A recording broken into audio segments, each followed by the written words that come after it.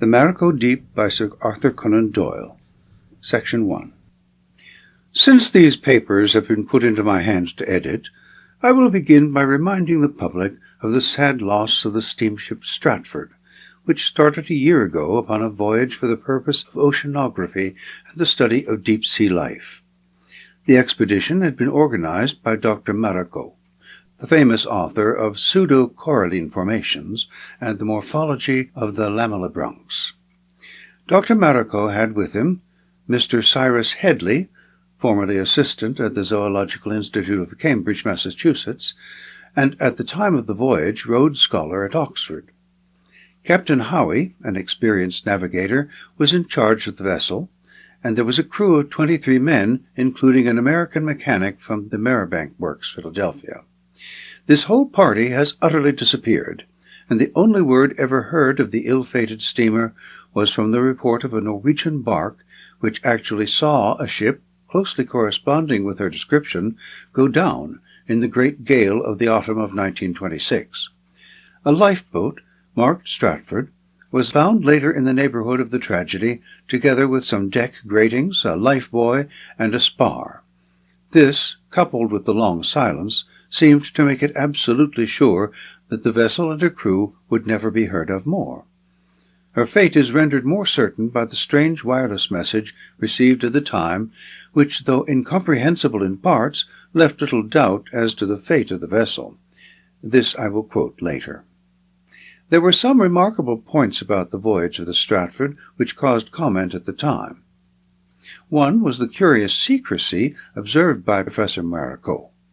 He was famous for his dislike and distrust of the press, but it was pushed to an extreme upon this occasion, when he would neither give information to reporters, nor would he permit the representative of any paper to set foot in the vessel during the weeks that it lay in the Albert dock. There were rumors abroad of some curious and novel construction of the ship which would fit it for deep-sea work, and these rumors were confirmed from the yard of Hunter and Company of West Hartlepool, where the structural changes had actually been carried out. It was at one time said that the whole bottom of the vessel was detachable, a report which attracted the attention of the underwriters at Lloyd's, who were with some difficulty satisfied upon the point. The matter was soon forgotten, but it assumes an importance now when the fate of the expedition has been brought once more in so extraordinary a manner to the notice of the public. So much for the beginning of the voyage of the Stratford. There are now 4 documents which cover the facts so far as they are known. The first is the letter which was written by Mr. Cyrus Headley from the capital of the Grand Canary to his friend Sir James Talbot of Trinity College, Oxford, upon the only occasion, so far as is known, when the Stratford touched land after leaving the Thames. The second is the strange wireless call to which I have alluded. The third is that portion of the log of the Arabella Knowles which deals with the vitreous ball.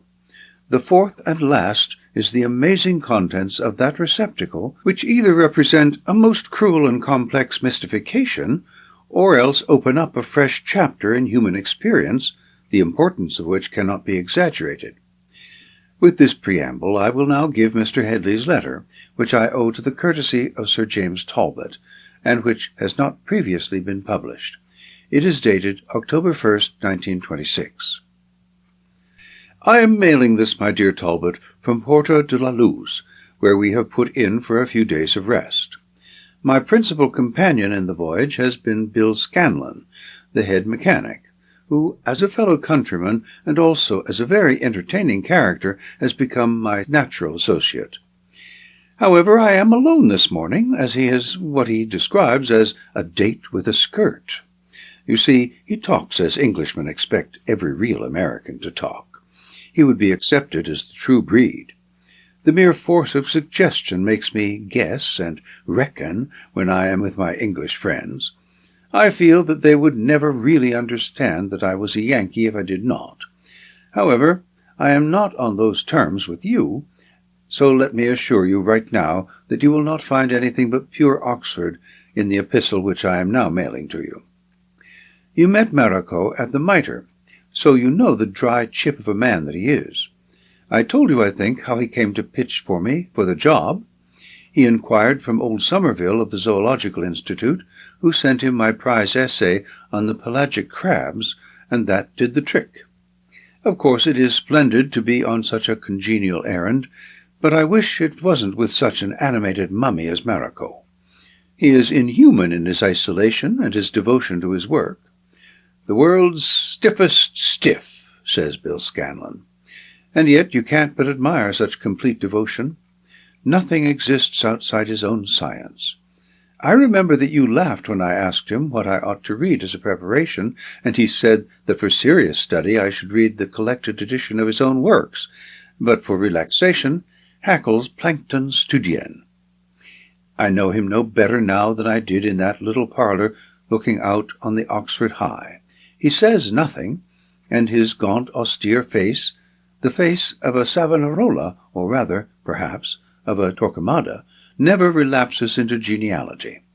The long, thin, aggressive nose, the two small, gleaming grey eyes set closely together under a thatch of eyebrows, the thin-lipped, compressed mouth, the cheeks worn into hollows by constant thought and ascetic life, are all uncompanionable. He lives on some mental mountain-top out of reach of ordinary mortals. Sometimes I think he is a little mad. For example, this extraordinary instrument that he has made. But I'll tell things in their due order, and then you can judge for yourself. I'll take our voyage from the start. The Stratford is a fine, seaworthy little boat, specially fitted for her job. She is 1,200 tons, with clear decks and a good broad beam, furnished with every possible appliance for sounding, trawling, dredging, and tow-netting. She has, of course, powerful steam winches for hauling in the trawls, and a number of other gadgets of various kinds, some of which are familiar enough, and some are strange. Below these are comfortable quarters with a well-fitted laboratory for our special studies. We had the reputation of being a mystery ship before we started, and I soon found that it was not undeserved. Our first proceedings were commonplace enough. We took a turn up the North Sea, and dropped our trawls for a scrape or two, but as the average depth is not much over 60 feet, and we were specially fitted for very deep-sea work, it seemed rather a waste of time. Anyhow, save for familiar table fish, dogfish, squids, jellyfish, and some terrigenous bottom deposits of the usual alluvial clay mud, we got nothing worth writing home about. Then we rounded Scotland, sighted the Faroes, and came down the Wyville-Thomson Ridge, where we had better luck. Thence we worked south to our proper cruising ground, which was between the African coast and these islands.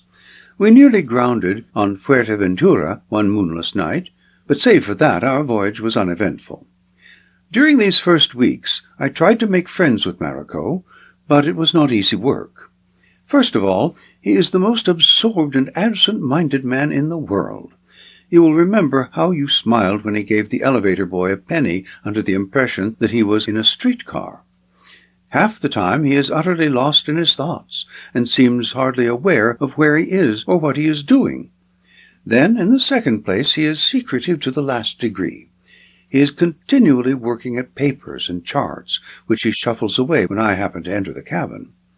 It is my firm belief that the man has some secret project in his mind, but that, so long as we are due to touch at any port, he will keep it to himself.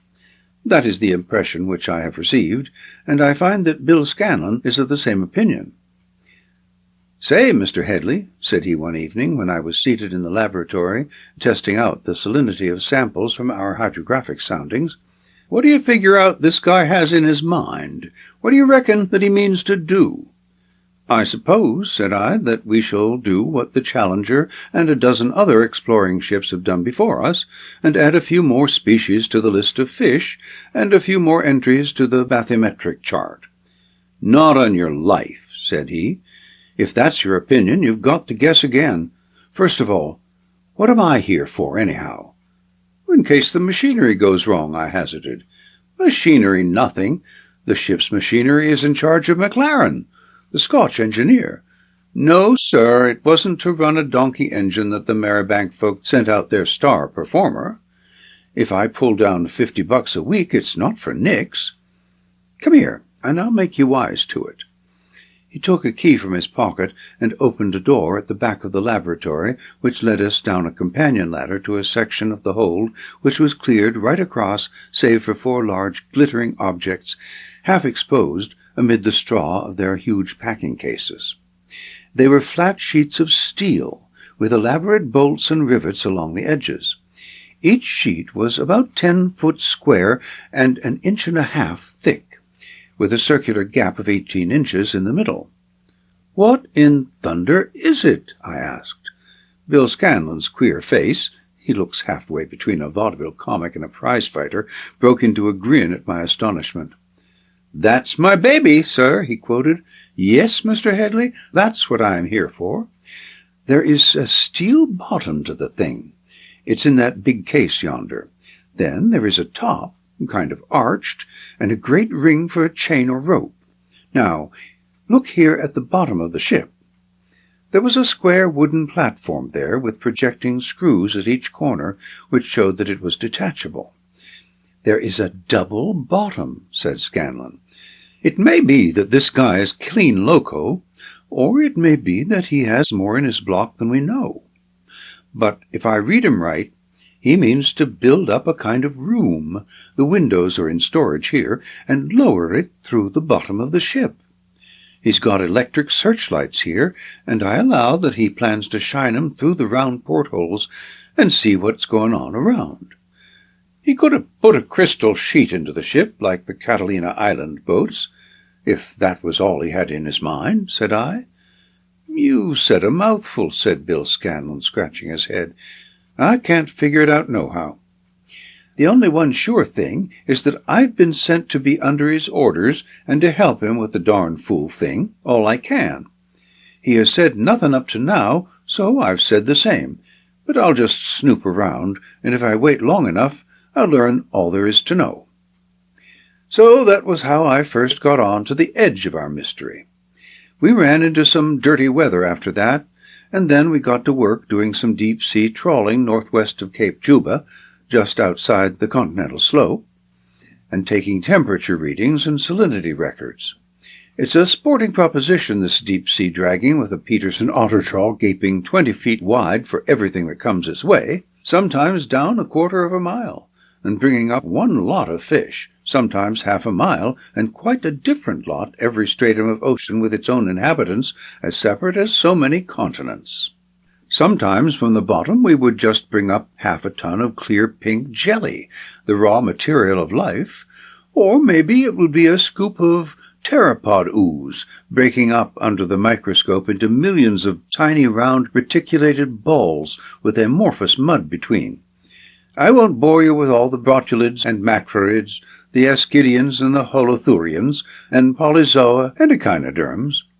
Anyhow, you can reckon that there is a great harvest in the sea, and that we have been diligent reapers. But always I had the same feeling that the heart of Maracot was not in the job, and that other plans were in that queer, high, narrow Egyptian mummy of a head. It all seemed to me to be a tryout of men and things until the real business got going. I had got as far as this in my letter when I went ashore to have a last stretch, for we sail in the early morning. It's as well, perhaps, that I did go, for there was no end of a barney going on upon the pier, with Maracot and Bill Scanlon right in the heart of it. Bill is a bit of a scrapper, and has what he calls a mean wallop in both mitts, but with 1/2 dozen Dagos with knives all round them, things looked ugly, and it was time that I butted in. It seems that the doctor had hired one of the things they call cabs, and had driven half over the island inspecting the geology, but had clean forgotten that he had no money on him. When it came to paying, he could not make these country hicks understand, and the cabman had grabbed his watch, so as to make sure. That brought Bill Scanlon into action, and they would have both been on the floor with their backs like pincushions if I had not squared the matter up with $1 or 2 over for the driver and a $5 bonus for the chap with the mouse under his eye. So all ended well, and Maracot was more human than ever I saw him yet. When we got to the ship, he called me into the little cabin which he reserves for himself, and he thanked me. "By the way, Mr. Headley," he said, "I understand that you are not a married man." "No," I said, "I am not." No one depending upon you? No. Good, said he. I have not spoken of the object of this voyage, because I have, for my own reasons, desired it to be secret. One of those reasons was that I feared to be forestalled. When scientific plans get about, one may be served as Scott was served by Amundsen. Had Scott kept his counsel as I have done, it would be he, and not Amundsen, who would have been the first at the South Pole. For my part, I have quite as important a destination as the South Pole, and so I have been silent. But now we are on the eve of our great adventure, and no rival has time to steal my plans. Tomorrow we start for our real goal. And what is that? I asked. He leaned forward, his ascetic face all lit up with the enthusiasm of the fanatic.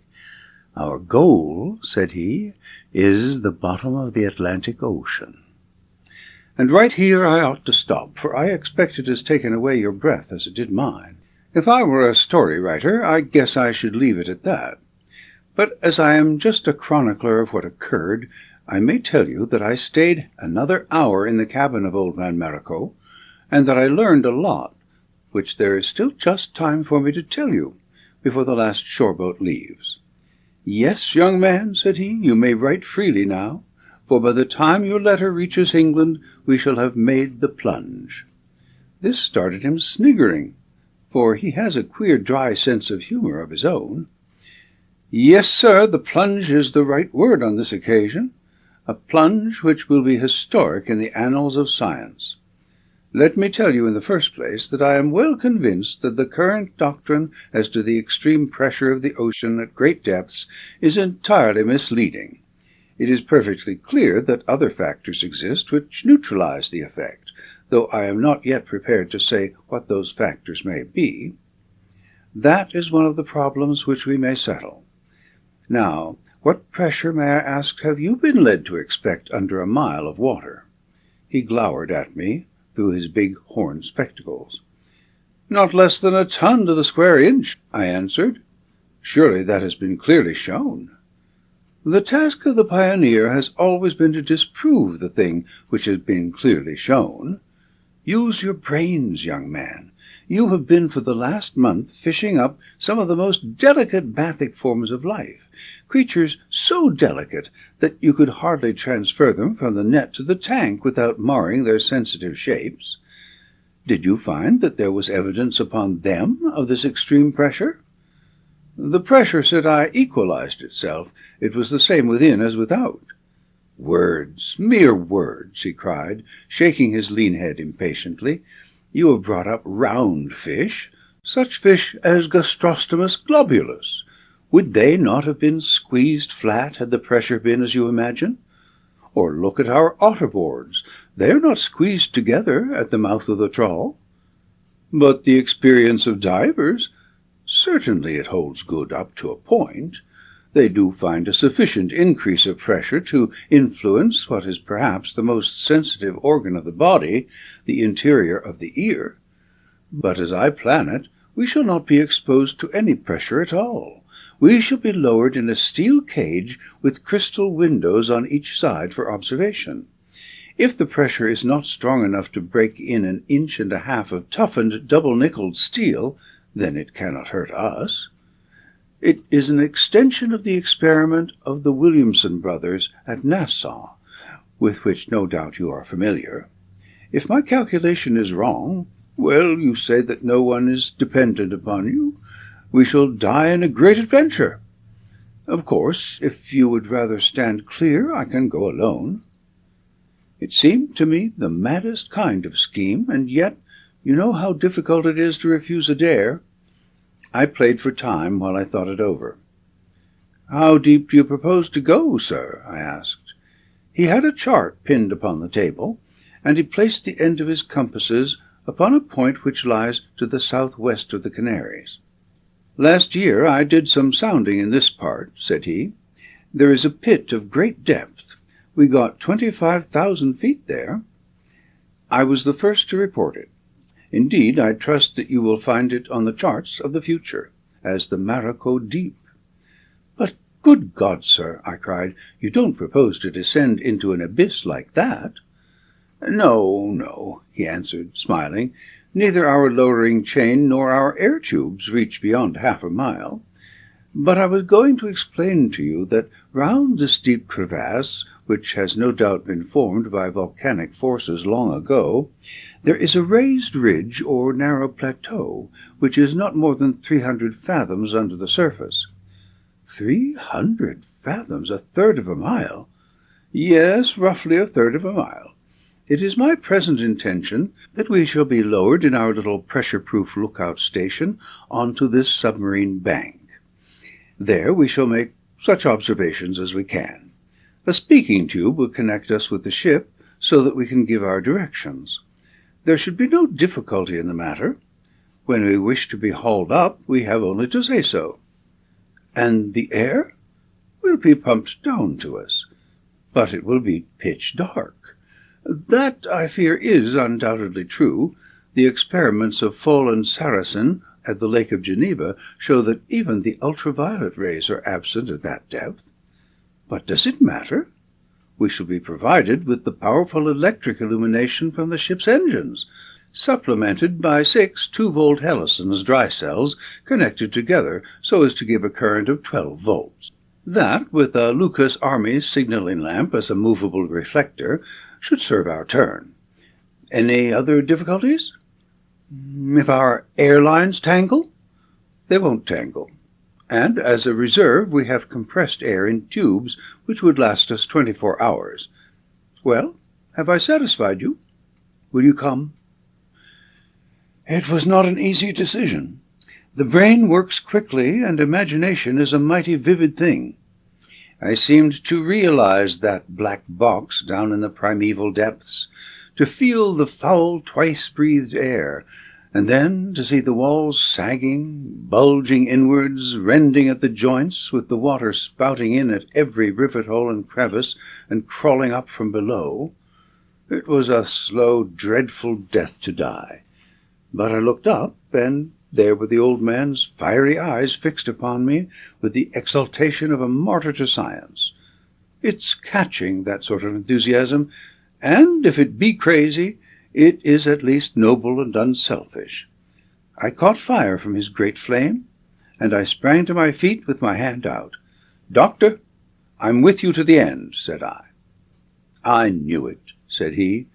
"It was not for your smattering of learning that I picked you, my young friend, nor," he added, smiling, "for your intimate acquaintance with the pelagic crabs. There are other qualities which may be more immediately useful, and they are loyalty and courage." So, with that little bit of sugar, I was dismissed, with my future pledged and my whole scheme of life in ruins. Well, the last shore boat is leaving, and they are calling for the mail. You will either not hear from me again, my dear Talbot, or you will get a letter worth reading. If you don't hear, you can have a floating headstone and drop it somewhere south of the Canaries, with the inscription, "Here or hereabouts lies all that the fishes have left of my friend Cyrus J. Headley." The second document in the case is the unintelligible wireless message which was intercepted by several vessels, including the Royal Mail steamer Aurora. It was received at 3 p.m. October 3rd, 1926, which shows that it was dispatched only 2 days after the Stratford left the Grand Canary, as shown in the previous letter, and it corresponds roughly with the time when the Norwegian bark saw a steamer founder in a cyclone 200 miles to the southwest of Porto de la Luz. It ran thus: "Blown on our beam ends. Fear position hopeless. Have already lost Maracot, Headley, Scanlon. Situation incomprehensible. Headley, handkerchief end of deep-sea sounding wire. God help us. S.S. Stratford." This was the last incoherent message which came from the ill-fated vessel, and part of it was so strange that it was put down to delirium on the part of the operator.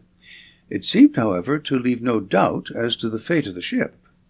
The explanation, if it can be accepted as an explanation, of the matter is to be found in the narrative concealed inside the vitreous ball, and first it would be as well to amplify the very brief account which has hitherto appeared in the press of the finding of the ball. I take it verbatim from the log of the Arabella Knowles, Master Amos Green, outward bound with coals from Cardiff to Buenos Aires. Wednesday, January 5th, 1927. Latitude 27.14. Longitude 28 west. Calm weather. Blue sky with low banks of cirrus clouds. Sea like glass. At 2 bells of the middle watch, the first officer reported that he had seen a shining object bound high out of the sea and then fall back into it.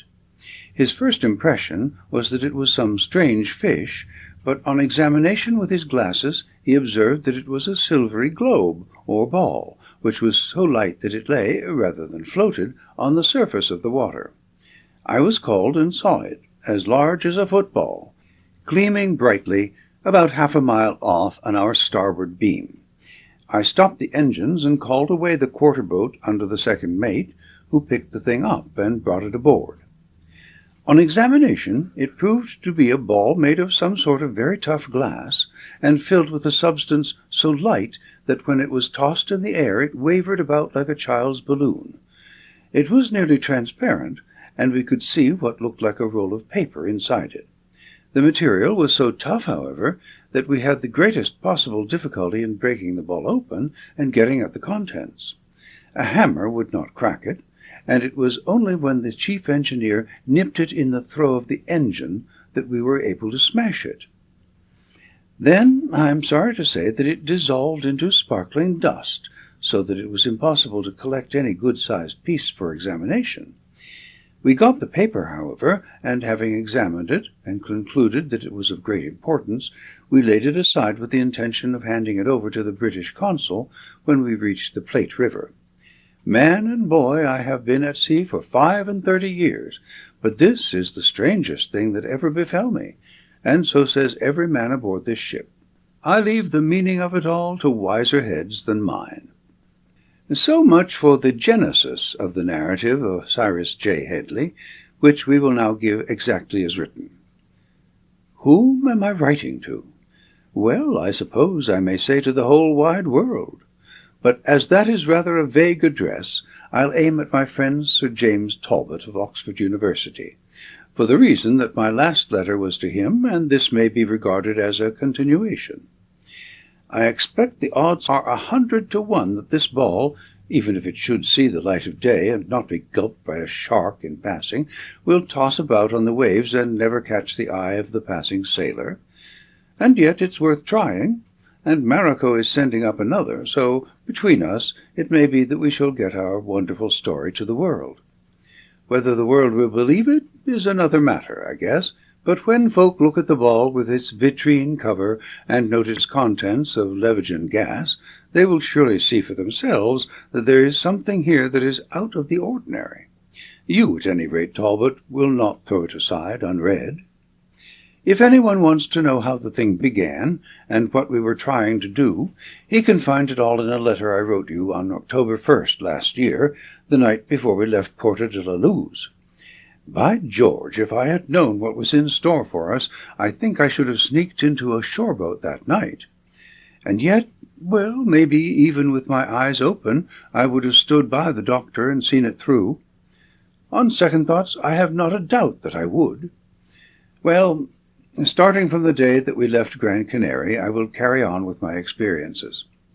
The moment we were clear of the port, old man Maracot fairly broke into flames. The time for action had come at last, and all the damped-down energy of the man came flaring up. I tell you, he took hold of that ship and of everyone and everything in it, and bent it all to his will. The dry, creaking, absent-minded scholar had suddenly vanished, and instead there emerged a human electrical machine, crackling with vitality and quivering from the great driving force within. His eyes gleamed behind his glasses like flames in a lantern. He seemed to be everywhere at once, working out distances on his chart, comparing reckonings with the skipper, driving Bill Scanlon along, setting me on to 100 odd jobs. But it was all full of method and with a definite end. He developed an unexpected knowledge of electricity and of mechanics, and spent much of his time working at the machinery which Scanlon, under his supervision, was now carefully piecing together. "Say, Mr. Headley, it's just dandy," said Bill, on the morning of the second day. "Come in here and have a look. The Doc is a regular fellow, and a whale of a slick mechanic." I had a most unpleasant impression that it was my own coffin at which I was gazing, but even so I had to admit that it was a very adequate mausoleum. The floor had been clamped to the 4 steel walls, and the porthole windows screwed into the center of each. A small trap-door at the top gave admission, and there was a second one at the base. The steel cage was supported by a thin but very powerful steel hawser, which ran over a drum, and was paid out or rolled in by the strong engine which we used for our deep-sea trawls.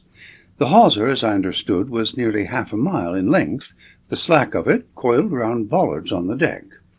The rubber breathing tubes were of the same length, and the telephone wire was connected with them, and also the wire by which the electric lights within could be operated from the ship's batteries, though we had an independent installment as well. It was on the evening of that day that the engines were stopped. The glass was low, and a thick black cloud rising upon the horizon gave warning of coming trouble. The only ship in sight was a bark flying the Norwegian colours, and we observed that it was reefed down, as if expecting trouble. For the moment, however, all was propitious, and the Stratford rolled gently upon a deep blue ocean, white-capped here and there from the breath of the trade-wind.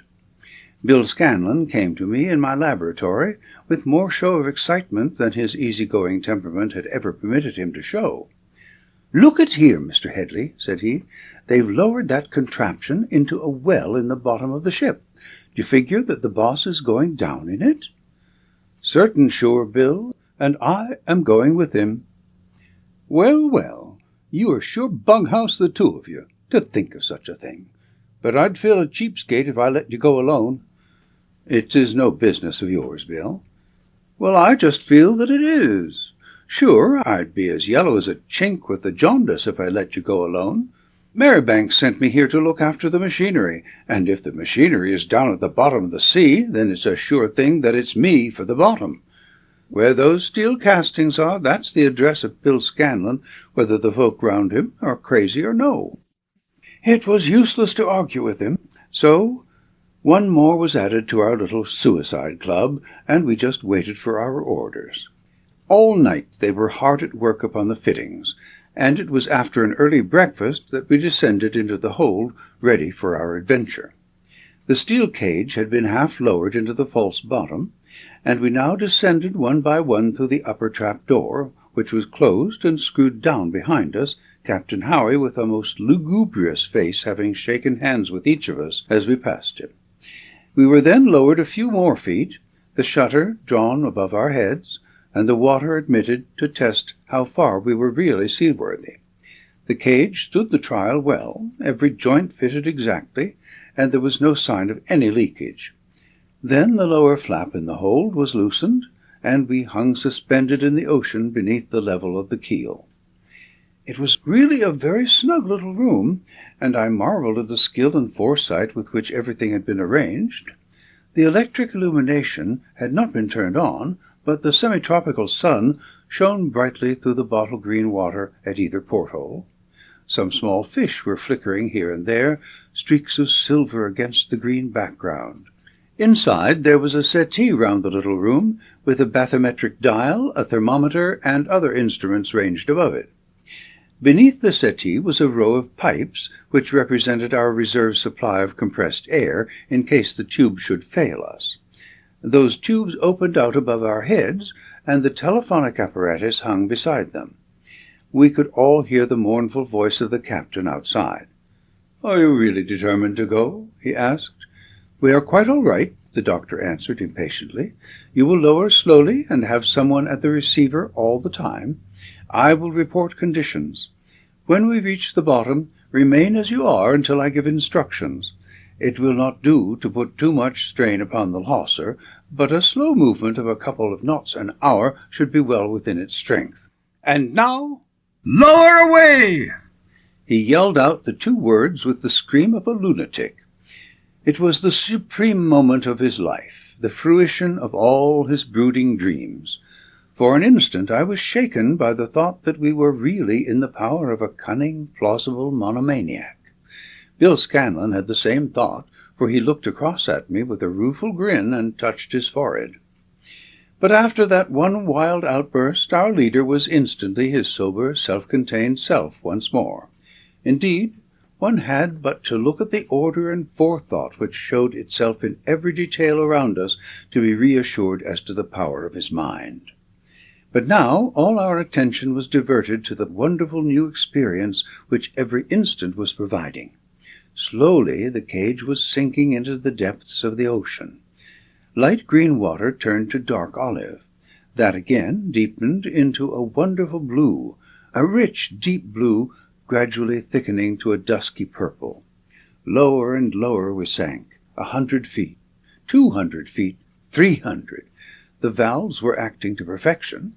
Our breathing was as free and natural as upon the deck of the vessel. Slowly the bathymeter needle moved round the luminous dial. 400, 500, 600. "How are you?" roared an anxious voice from above us. "Nothing could be better," cried Maracot in reply.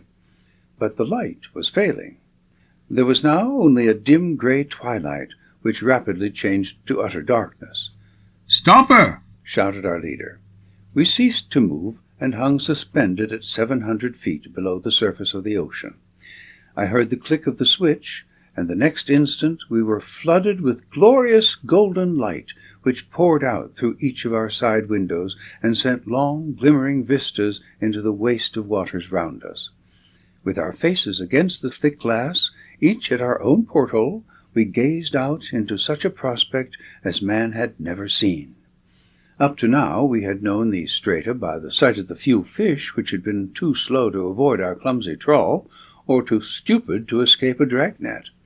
Now we saw the wonderful world of water as it really was. If the object of creation was the production of man, it is strange that the ocean is so much more populous than the land. Broadway on a Saturday night, Lombard Street on a weekday afternoon, are not more crowded than the great sea spaces which lay before us. We had passed those surface strata where fish are either colourless or of the true maritime tints of ultramarine above and silver below. Here there were creatures of every conceivable tint and form which pelagic life can show. Delicate leptocephali, or eel larvae, shot like streaks of burnished silver across the tunnel of radiance. The slow, snake-like form of Murena, the deep-sea lamprey, writhed and twisted by, or the black serratia, all spikes and mouth, gaped foolishly back at our peering faces. Sometimes it was the squat cuttlefish, which drifted across and glanced at us with human, sinister eyes. Sometimes it was some crystal-clear pelagic form of life, cystoma or glaucus, which lent a flower-like charm to the scene. One huge caranx, or horse mackerel, butted savagely again and again against our window until the dark shadow of a 7-foot shark came across him, and he vanished into the gaping jaws. Dr. Maracot sat entranced, his notebook upon his knee, scribbling down his observations and keeping up a muttered monologue of scientific comment. "What's that? What's that?" I would hear. "Yes, yes, Chimera mirabilis is taken by the Michael Sars. Dear me, there is Lepidian, but a new species, as I should judge. Observe that Macrurus, Mr. Headley. Its colouring is quite different to what we get in the net." Once only was he taken quite aback.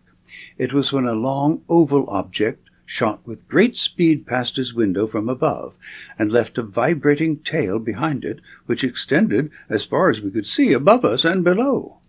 I admit that I was as puzzled for the moment as the doctor, and it was Bill Scanlon who solved the mystery. "I guess that boob John Sweeney has heaved his lead alongside of us. Kind of a joke, maybe, to prevent us from feeling lonesome." To be sure, said Maracot, sniggering. "Plumbus longicordatus, a new genus, Mr. Headley, with a piano-wire tail and lead in its nose. But indeed it is very necessary they should take soundings, so as to keep above the bank, which is circumscribed in size." "All well, Captain," he shouted. "You may drop us down." And down we went. Dr. Maracot turned off the electric light, and all was pitch darkness once more, save for the bathymeter's luminous face, which ticked off our steady fall. There was a gentle sway, but otherwise we were hardly conscious of any motion. Only that moving hand upon the dial told us of our terrific, our inconceivable position. Now we were at the 1,000-foot level, and the air had become distinctly foul. Scanlon oiled the valve of the discharge tube, and things were better.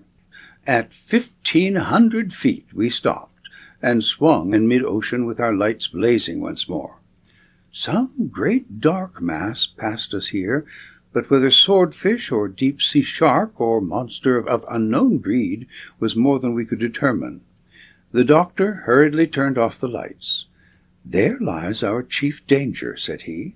"There are creatures in the deep before whose charge this steel-plated room would have as much chance as a beehive before the rush of rhinoceros." "Whales, maybe," said Scanlon. "Whales may sound to a great depth," the savant answered. "A Greenland whale has been known to take out nearly a mile of line in a perpendicular dive. But unless hurt or badly frightened, no whale would descend so low. It may have been a giant squid. They are found at every level." "Well, I guess squids are too soft to hurt us. The laugh would be with the squid if he could claw a hole in Marybank's nickel steel." "Their bodies may be soft," the professor answered, "but the beak of a large squid would shear through a bar of iron, and one peck of that beak might go through these inch-thick windows as if they were parchment." "Gee Whittaker," said Bill, as we resumed our downward journey. And then, at last, quite softly and gently, we came to rest. So delicate was the impact that we should hardly have known of it, had it not been that the light, when turned on, showed great coils of the hawser all around us. The wire was a danger to our breathing tubes, for it might foul them, and at the urgent cry of Maracot it was pulled taut from above once more. The dial marked 1,800 feet. We lay motionless on a volcanic ridge at the bottom of the Atlantic. End of section 1. For a time, I think that we all had the same feeling. We did not want to do anything or to see anything. We just wanted to sit quiet and try to realize the wonder of it, that we should be resting in the plumb center of one of the great oceans of the world. But soon the strange scene round us, illuminated in all directions by our lights, drew us to the windows. We had settled upon a bed of high algae, Cutleria multifida, said Maracot, the yellow fronds of which waved around us, moved by some deep-sea current, exactly as branches would move in a summer breeze. They were not long enough to obscure our view, though their great flat leaves, deep golden in the light, flowed occasionally across our vision. Beyond them lay slopes of some blackish, slag-like material, which were dotted with lovely colored creatures, holothurians, ascidians, echini, and echinoderms, as thickly as ever an English springtime bank was sprinkled with hyacinths and primroses. These living flowers of the sea, vivid scarlet, rich purple, and delicate pink, were spread in profusion upon that coal-black background. Here and there great sponges bristled out from the crevices of the dark rocks, and a few fish of the middle depths, themselves showing up as flashes of color, shot across our circle of vivid radiance. We were gazing enraptured at the fairy scene when an anxious voice came down the tube. "Well, how do you like the bottom? Is all well with you? Don't be too long, for the glass is dropping and I don't like the look of it. Giving you air enough? Anything more we can do?" "All right, Captain," cried Maracot cheerily. "We won't be long. You are nursing us well. We are quite as comfortable as in our own cabin. Stand by presently to move us slowly forwards." We had come into the region of the luminous fishes, and it amused us to turn out our own lights, and in the absolute pitch darkness a darkness in which a sensitive plate can be suspended for an hour without a trace even of the ultraviolet ray, to look out at the phosphorescent activity of the ocean. As against a black velvet curtain, one saw little points of brilliant light moving steadily along as a liner at night might shed light through its long line of portholes. One terrifying creature had luminous teeth which gnashed in biblical fashion in the outer darkness. Another had long golden antennae, and yet another a plume of flame above its head. As far as our vision carried, brilliant points flashed in the darkness, each little being bent upon its own business, and lighting up its own course as surely as the nightly taxicab at the theatre hour in the Strand. Soon we had our own lights up again, and the doctor was making his observations of the sea bottom. "Deep as we are not deep enough to get any of the characteristic bathic deposits," said he. "These are entirely beyond our possible range. Perhaps on another occasion, with a longer hawser—" "Cut it out," growled Bill. "Forget it." Maracot smiled. "You will soon get acclimatized to the depths, Scanlon. This will not be our only descent." "The hell you say," muttered Bill. "You will think no more of it than of going down into the hold of the Stratford. You will observe, Mr. Headley, that the groundwork here, so far as we can observe it through the dense growth of hydrozoa and silicious sponges, is pumice stone and the black slag of basalt, pointing to ancient plutonic activities. Indeed, I am inclined to think that it confirms my previous view that this ridge is part of a volcanic formation, and that the Maracot Deep," he rolled out the words as if he loved them, "represents the outer slope of the mountain. It has struck me that it would be an interesting experiment to move our cage slowly onwards until we come to the edge of the deep, and see exactly what the formation may be at that point. I should expect to find a precipice of majestic dimensions extending downward at a sharp angle into the extreme depths of the ocean." The experiment seemed to me to be a dangerous one, for who could say how far our thin hawser could bear the strain of lateral movement? But with Maracot, danger, either to himself or to anyone else, simply did not exist when a scientific observation had to be made. I held my breath, and so, I observed, did Bill Scanlon, when the slow movement of our steel shell brushing against the waving fronds of seaweed showed that the full strain was put upon the line. It stood it nobly, however, and with a very gentle sweeping progression we began to glide over the bottom of the ocean, Maracot, with the compass in the hollow of his hand, shouting his direction as to the course to follow, and occasionally ordering the shell to be raised so as to avoid some obstacle in our path. "This basaltic ridge can hardly be more than a mile across," he explained. "I had marked the abyss as being to the west of the point where we took our plunge. At this rate we should certainly reach it in a very short time."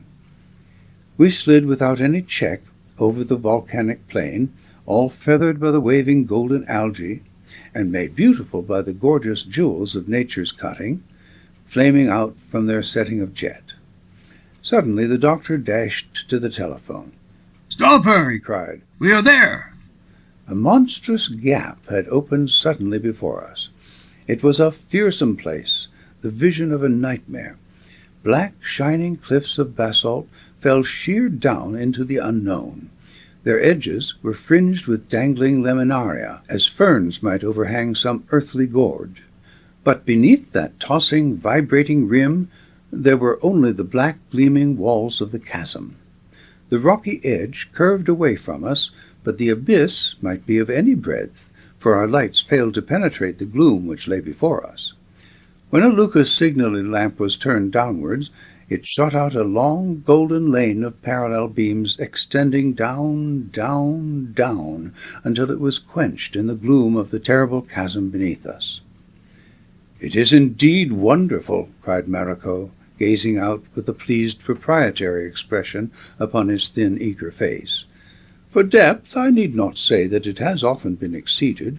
There is the Challenger Deep of 26,000 feet near the Landrone Islands, the Planet Deep of 32,000 feet off the Philippines, and many others, but it is probable that the Maracot Deep stands alone in the declivity of its descent, and is remarkable also for its escape from the observation of so many hydrographic explorers who have charted the Atlantic. It can hardly be doubted—" He had stopped in the middle of a sentence, and a look of intense interest and surprise had frozen upon his face. Bill Scanlon and I, gazing over his shoulders, were petrified by that which met our startled eyes. Some great creature was coming up the tunnel of light which we had projected into the abyss. Far down where it tailed off into the darkness of the pit, we could dimly see the vague black lurchings and heavings of some monstrous body in slow upward progression.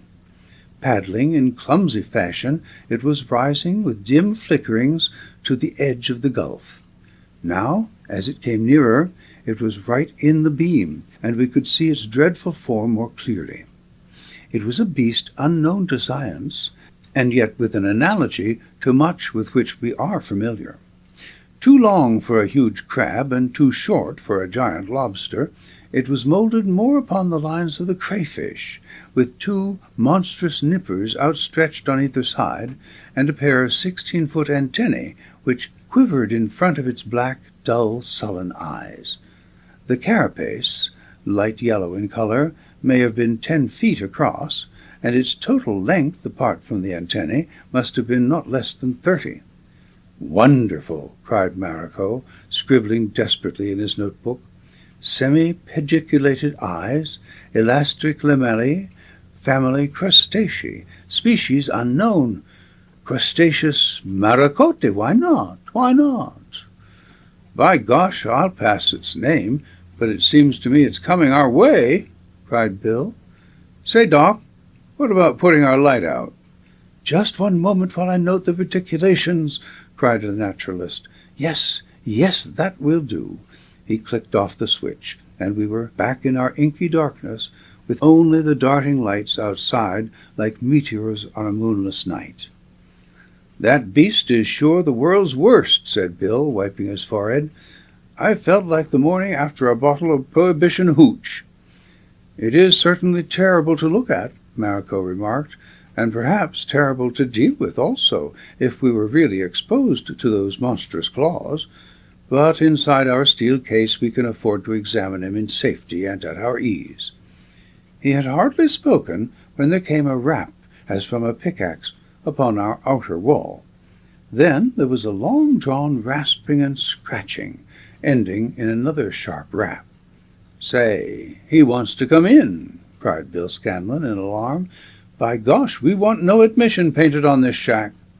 His shaking voice showed how forced was his merriment, and I confess that my own knees were knocking together as I was aware of the stealthy monster closing up with an even blacker darkness each of our windows in succession, as he explored this strange shell, which, could he but crack it, might contain his food.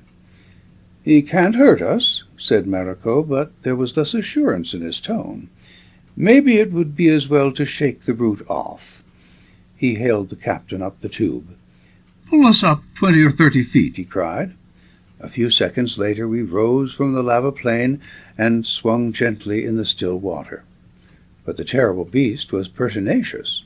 After a very short interval we heard once more the raspings of his feelers and the sharp tappings of his claws as he felt us round. It was terrible to sit silently in the dark and know that death was so near. If that mighty claw fell upon the window, would it stand the strain? That was the unspoken question of each of our minds. But suddenly an unexpected and more urgent danger presented itself. The tappings had gone to the roof of our little dwelling, and now we began to sway with a rhythmic movement to and fro. "Good God!" I cried. "It has hold of the hawser. It will surely snap it." "Say, Doc, it's mine for the surface. I guess we've seen what we came to see, and it's home, sweet home, for Bill Scanlon. Bring up the elevator and get her going." "But our work is not half done," croaked Maracot. "We have only begun to explore the edges of the deep. Let us at least see how broad it is. When we have reached the other side, I shall be content to return." Then up the tube. "All well, Captain. Move on at 2 knots until I call for a stop." we moved slowly out over the edge of the abyss. Since darkness had not saved us from attack, we now turned on our lights. One of the portholes was entirely obscured by what appeared to be the creature's lower stomach. Its head and its great nippers were at work above us, and we still swayed like a clanging bell. The strength of the beast must have been enormous. Were ever mortals placed in such a situation, with 5 miles of water beneath, and that deadly monster above? The oscillations became more and more violent. An excited shout came down the tube from the captain as he became aware of the jerks upon the hawser, and Maracot sprang to his feet with his hands thrown upwards in despair. Even within the shell we were aware of the jar of the broken wires, and an instant later we were falling into the mighty gulf beneath us. As I look back at that awful moment, I can remember hearing a wild cry from Maracot. "The hawser has parted. You can do nothing. We are all dead men," he yelled, grabbing at a telephone tube, and then, "Goodbye, Captain. Goodbye to all." They were our last words to the world of men. We did not fall swiftly down, as you might have imagined. In spite of our weight, our hollow shell gave us some sustaining buoyancy, and we sank slowly and gently into the abyss. I heard the long scrape as we slid through the claws of the horrible creature who had been our ruin, and then, with a smooth gyration, we went circling downwards into the abysmal depths. It may have been fully 5 minutes, and it seemed like an hour, before we reached the limit of our telephone wire and snapped it like a thread. Our air tube broke off at almost the same moment, and the salt water came spouting through the vents. With quick, deft hands, Bill Scanlon tied cords round each of the rubber tubes and so stopped the inrush, while the doctor released the top of our compressed air, which came hissing forth from the tubes. The lights had gone out when the wire snapped, but even in the dark the doctor was able to connect up the Hellison's dry cells, which lit a number of lamps in the roof. "It should last us a week," he said, with a wry smile. "We shall at least have light to die in." Then he shook his head sadly, and a kindly smile came over his gaunt features. "It is all right for me. I am an old man, and have done my work in the world. My one regret is that I should have allowed you 2 young fellows to come with me. I should have taken the risk alone."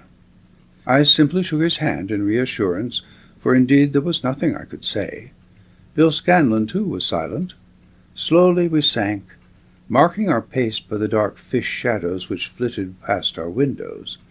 It seemed as if they were flying upwards, rather than that we were sinking down. We still oscillated, and there was nothing, so far as I could see, to prevent us from falling on our side, or even turning upside down. Our weight, however, was, fortunately, very evenly balanced, and we kept a level floor. Glancing up at the bathymeter, I saw that we had already reached the depth of 1 mile. "You see, it is as I said," remarked Maracot with some complacency. "You may have seen my paper in the Proceedings of the Oceanographical Society upon the relation of pressure and depth. I wish I could get one word back to the world, if only to confute Bülow of Gießen, who ventured to contradict me." "My gosh, if I could get word back to the world, I wouldn't waste it on a square-head highbrow," said the mechanic. "There is a little wren in Philadelphia that will have tears in her pretty eyes when she hears that Bill Scanlon has passed out. Well, it sure does seem a dumb, queer way of doing it, anyhow." "You should never have come," I said, putting my hand on his. "What sort of tin-horn sport should I have been if I had quitted?" he answered. "No, it's my job, and I am glad I stuck it." "How long have we?" I asked the doctor after a pause. He shrugged his shoulders. "We shall have time to see the real bottom of the ocean anyhow," said he. "There is air enough in our tubes for the best part of a day. Our trouble is with the waste products. That is what is going to choke us. If we could get rid of our carbon dioxide, that I can see is impossible. There is 1 tube of pure oxygen. I put it in case of accidents. A little of that from time to time will help to keep us alive. You will observe that we are now more than 2 miles deep."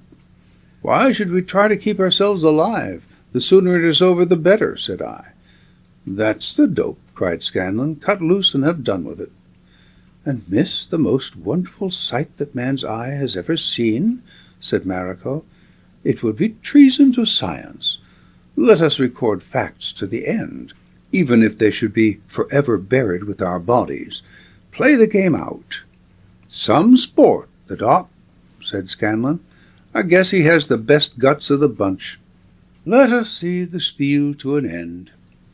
We sat patiently on the settee, the three of us, gripping the edges of it with strained fingers as it swayed and rocked, while the fishes still flashed swiftly upwards athwart the portholes. "It is now 3 miles," remarked Maracot. "I will turn on the oxygen, Mr. Headley, for it is certainly very close. There is one thing," he added, with his dry, cackling laugh. "It will certainly be the Maracot Deep from this time onwards. When Captain Howie takes back the news, my colleagues will see to it that my grave is also my monument. Even Bülow of Gießen—" He babbled on about some unintelligible scientific grievance. We sat in silence again, watching the needle as it crawled on to its 4th mile.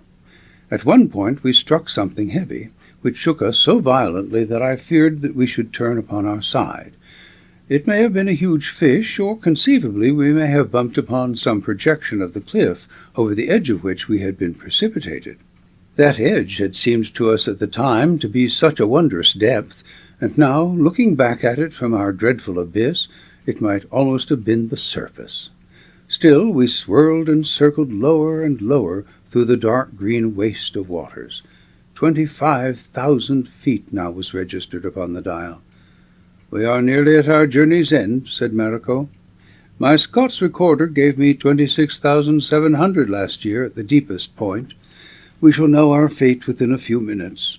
It may be that the shock will crush us. It may be—" And at that moment we landed. There was never a babe lowered by its mother onto a feather bed who nestled down more gently than we onto the extreme bottom of the Atlantic Ocean. The soft, thick, elastic ooze upon which we lit was a perfect buffer, which saved us from the slightest jar. We hardly moved upon our seats, and it is as well that we did not, for we had perched upon some sort of a projecting hummock, clothed thickly with the viscous, gelatinous mud, and there we were balanced, rocking gently with nearly half our base projecting and unsupported. There was a danger that we would tip over on our side, but finally we steadied down and remained motionless.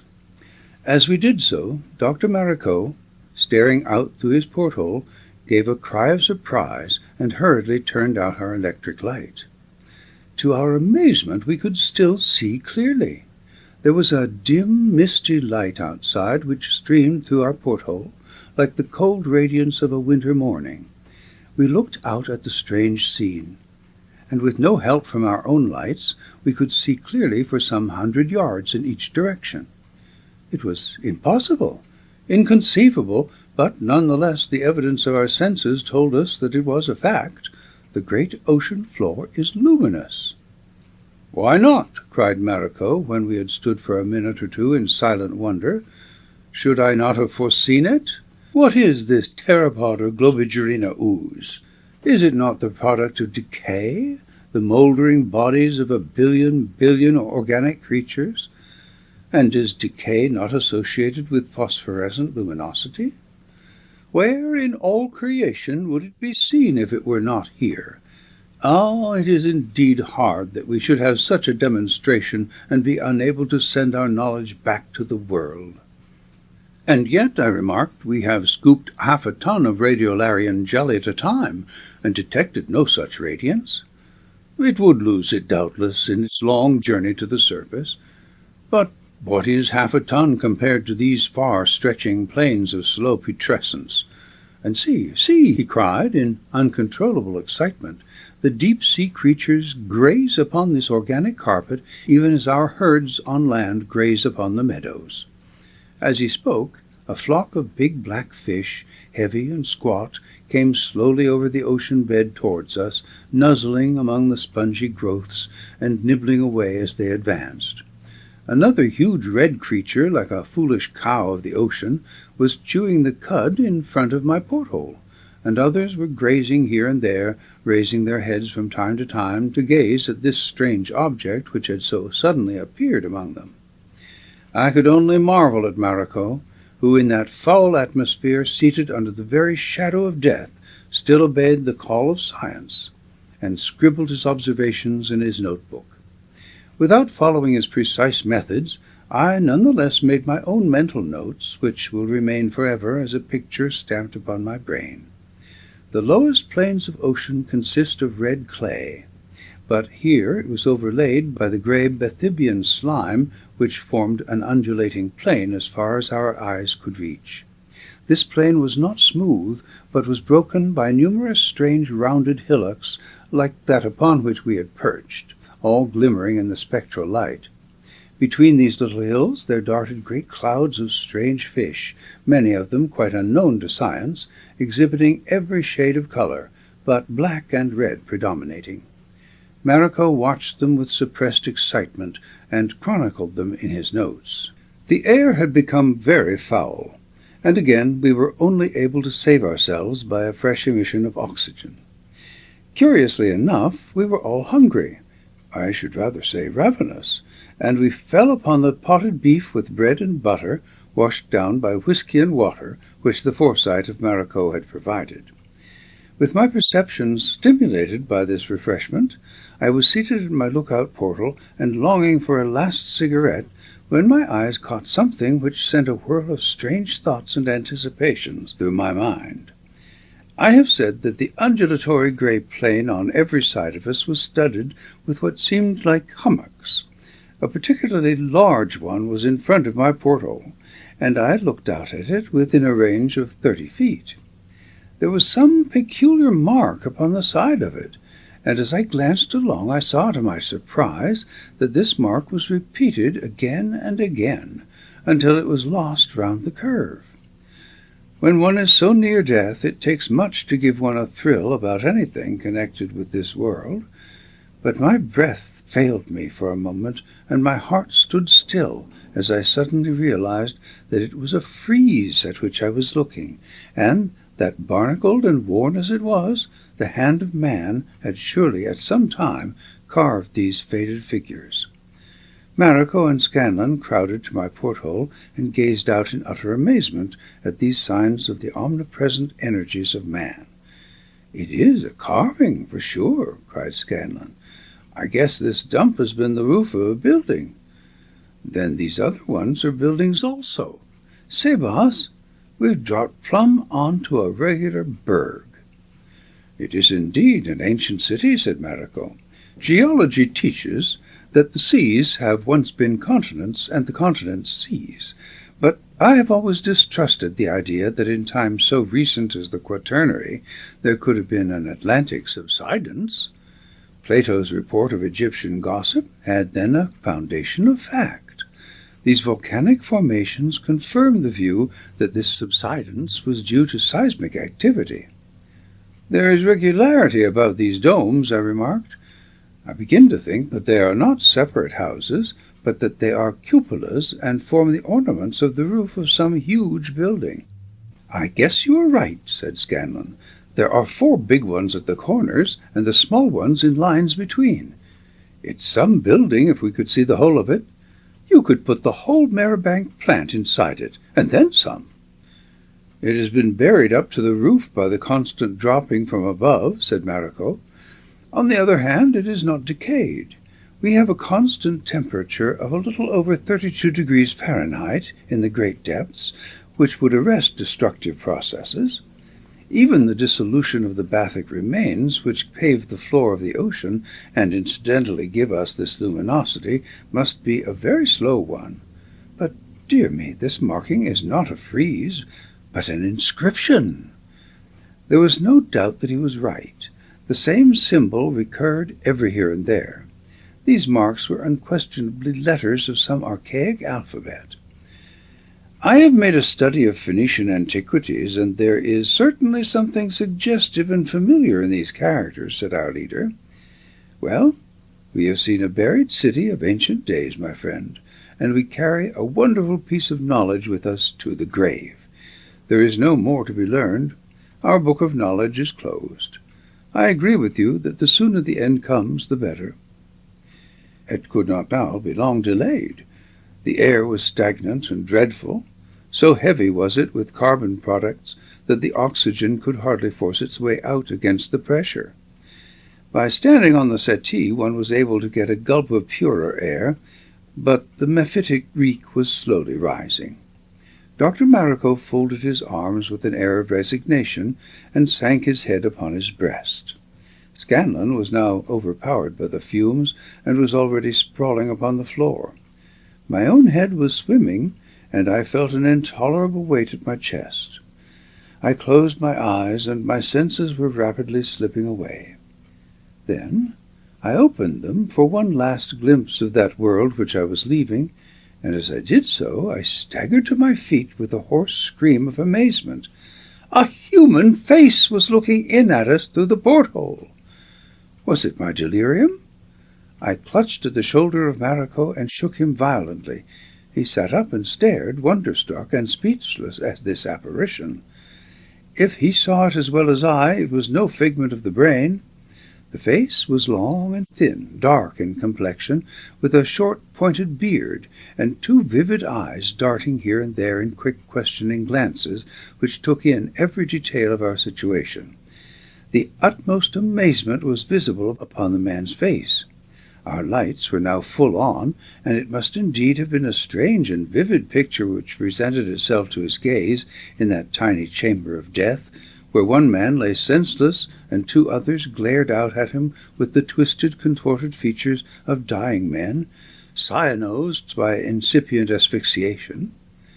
We both had our hands to our throats, and our heaving chests carried their message of despair. The man gave a wave of his hand and hurried away. "He has deserted us," cried Maracot, "or gone for help. Let us get Scanlan on the couch. It's death for him down there." We dragged the mechanic onto the settee and propped his head against the cushions. His face was grey, and he murmured in delirium, but his pulse was still perceptible. "There is hope for us yet," I croaked. "But it is madness," cried Maracot. "How can man live at the bottom of the ocean? How can he breathe? It is collective hallucination. My young friend, we are going mad." Looking out at the bleak, lonely, grey landscape in the dreary spectral light, I felt that it might be as Maracot said. Then suddenly I was aware of movement. Shadows were flitting through the distant water. They hardened and thickened into moving figures. A crowd of people were hurrying across the ocean bed in our direction. An instant later they had assembled in front of the porthole and were pointing and gesticulating in animated debate. There were several women in the crowd, but the greater part were men, one of whom, a powerful figure with a very large head and a full black beard, was clearly a person of authority. He made a swift inspection of our steel shell, and since the edge of our base projected over the place on which we rested, he was able to see that there was a hinged trapdoor at the bottom. He now sent a messenger flying back, while he made energetic and commanding signs to us to open the door from within. "Why not?" I asked. "We may as well be drowned as be smothered. I can stand it no longer." "We may not be drowned," said Maracot. "The water entering from below cannot rise above the level of the compressed air. Give Scanlan some brandy. He must make an effort, if it is his last one." I forced a drink down the mechanic's throat. He gulped and looked round him with wondering eyes. Between us we got him erect on the settee and stood on either side of him. He was still half dazed, but in a few words I explained the situation. "There is a chance of chlorine poisoning if the water reaches the batteries," said Maracot. "Open every air tube, for the more pressure we can get, the less water may enter. Now help me while I pull upon the lever." We bent our weight upon it, and yanked up the circular plate from the bottom of our little home, though I felt like a suicide as I did so. The green water, sparkling and gleaming under our light, came gurgling and surging in. It rose rapidly to our feet, to our knees, to our waists, and there it stopped. But the pressure of the air was intolerable. Our heads buzzed, and the drums of our ears were bursting. We could not have lived in such an atmosphere for long.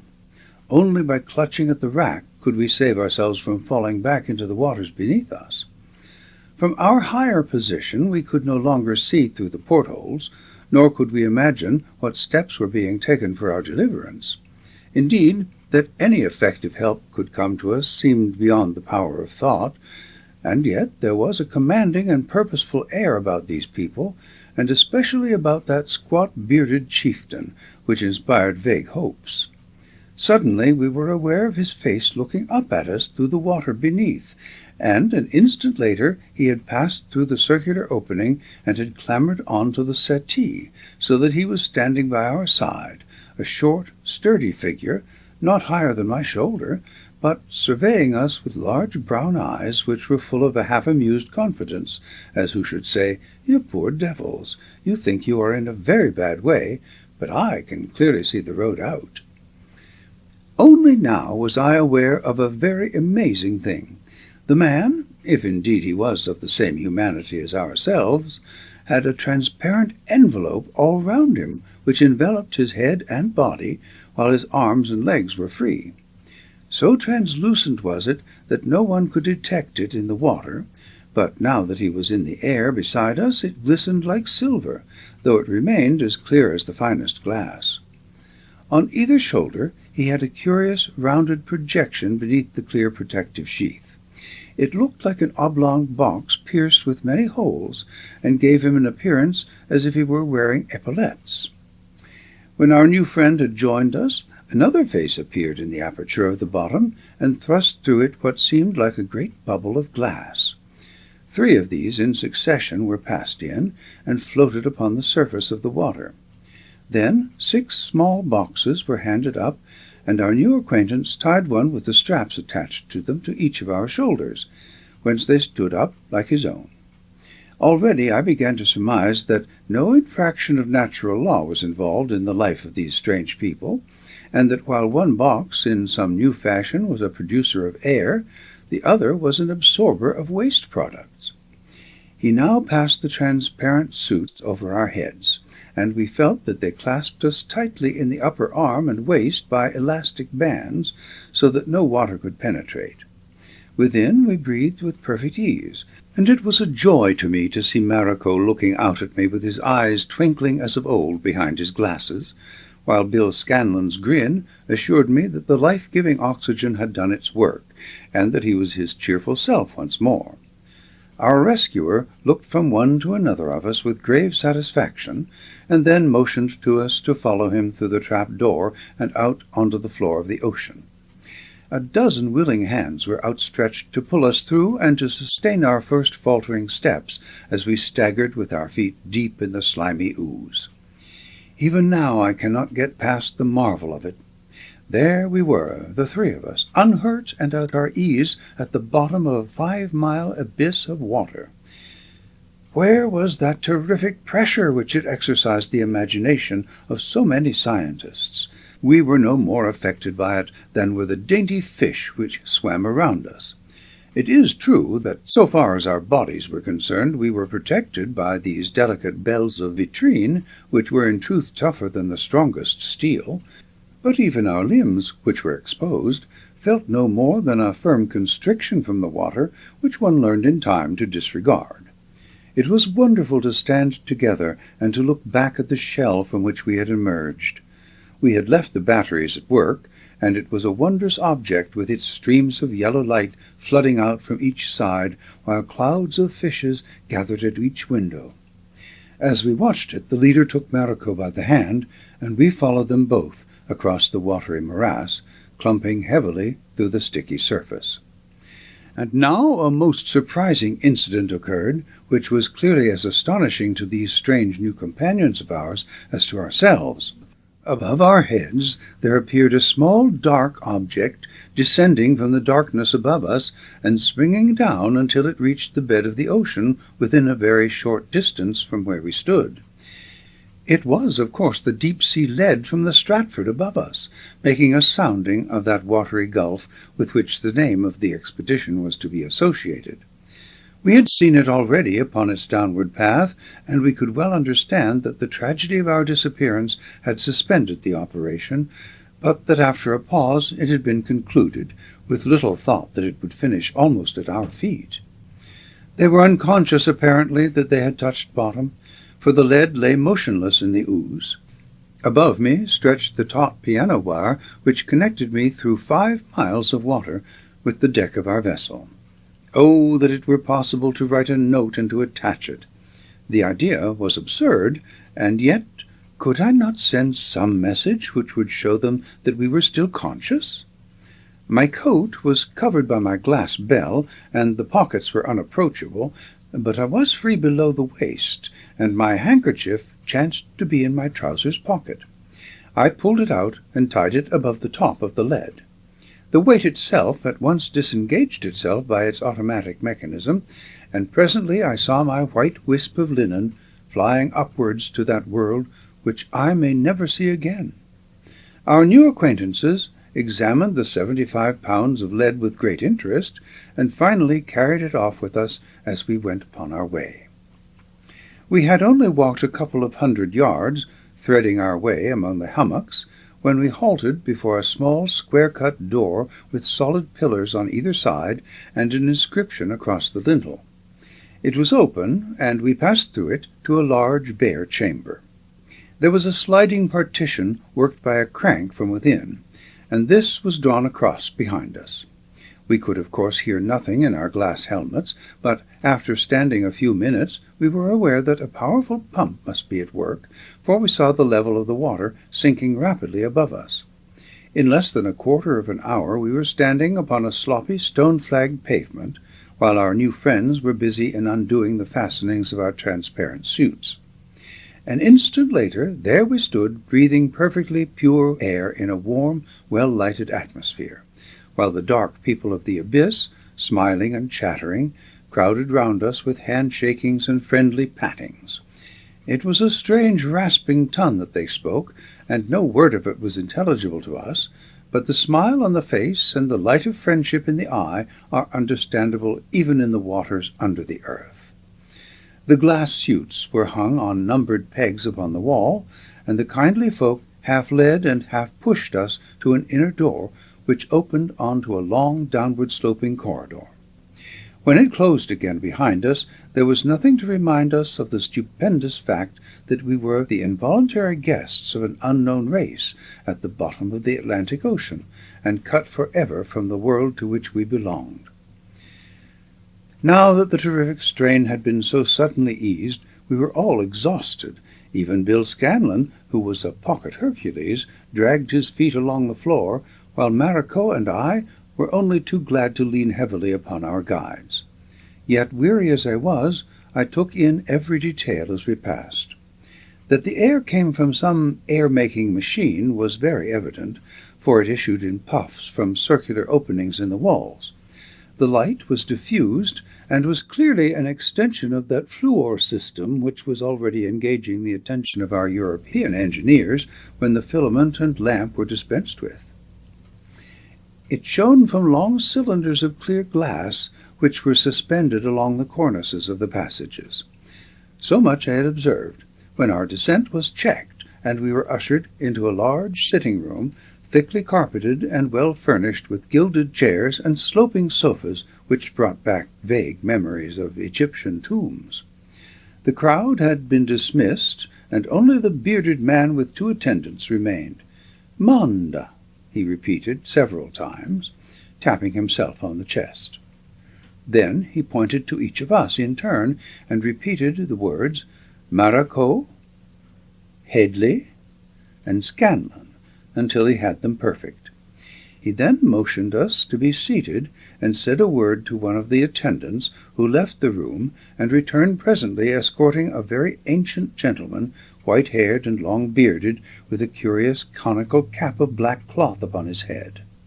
I should have said that all these folk were dressed in coloured tunics, which extended to their knees, with high boots of fish-skin or shagreen.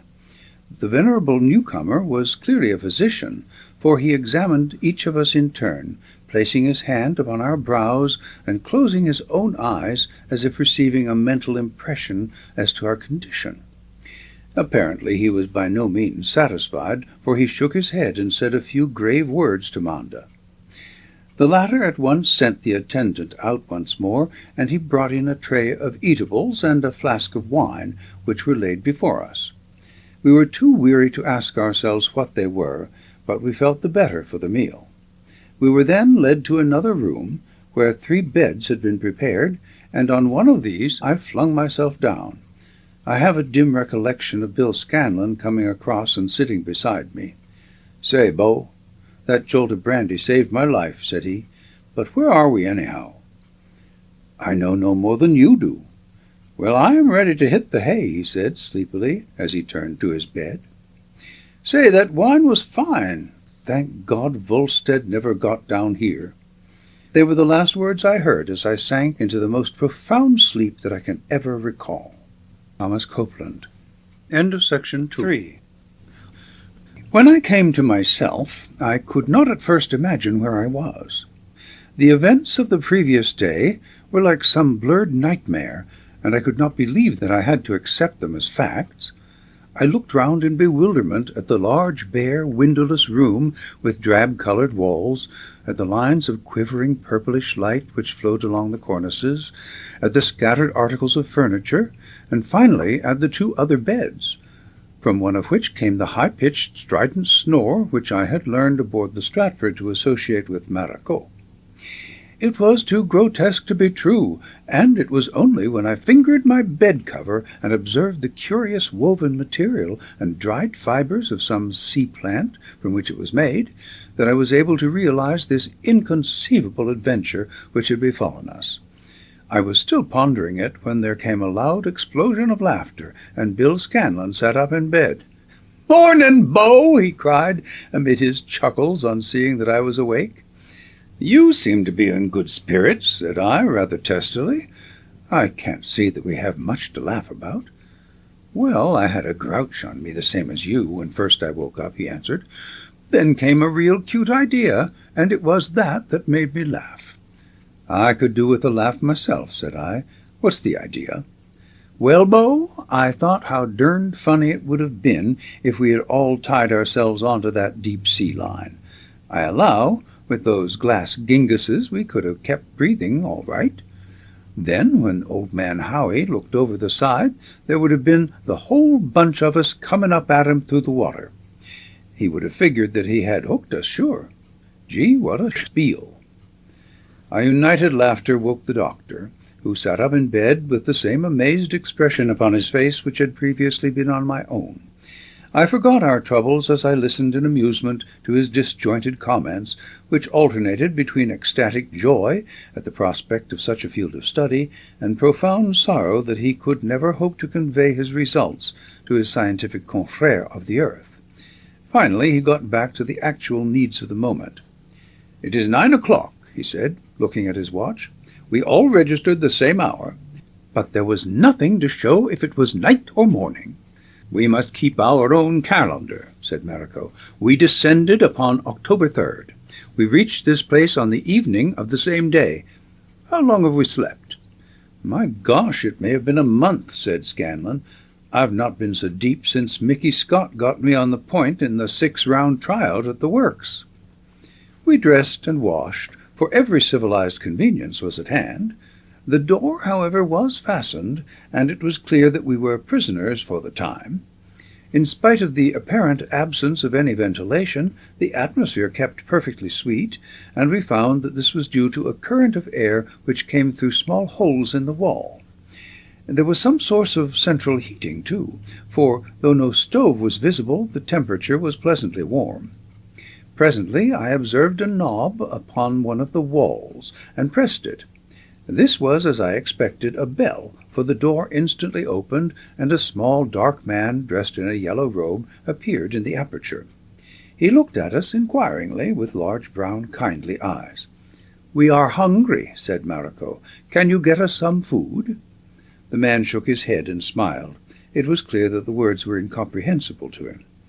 Scanlon tried his luck with a flow of American slang, which was received with the same blank smile. When, however, I opened my mouth and thrust my finger into it, our visitor nodded vigorously and hurried away. 10 minutes later the door opened, and 2 of the yellow attendants appeared, rolling a small table before them. Had we been at the Biltmore Hotel, we could not have had better fare. There were coffee, hot milk, rolls, delicious flat fish, and honey. For half an hour we were far too busy to discuss what we ate or whence it was obtained. At the end of that time the 2 servants appeared once more, rolled out the tray, and closed the door carefully behind them. "I'm fair black and blue with pinching myself," said Scanlon. "Is this a pipe dream or what?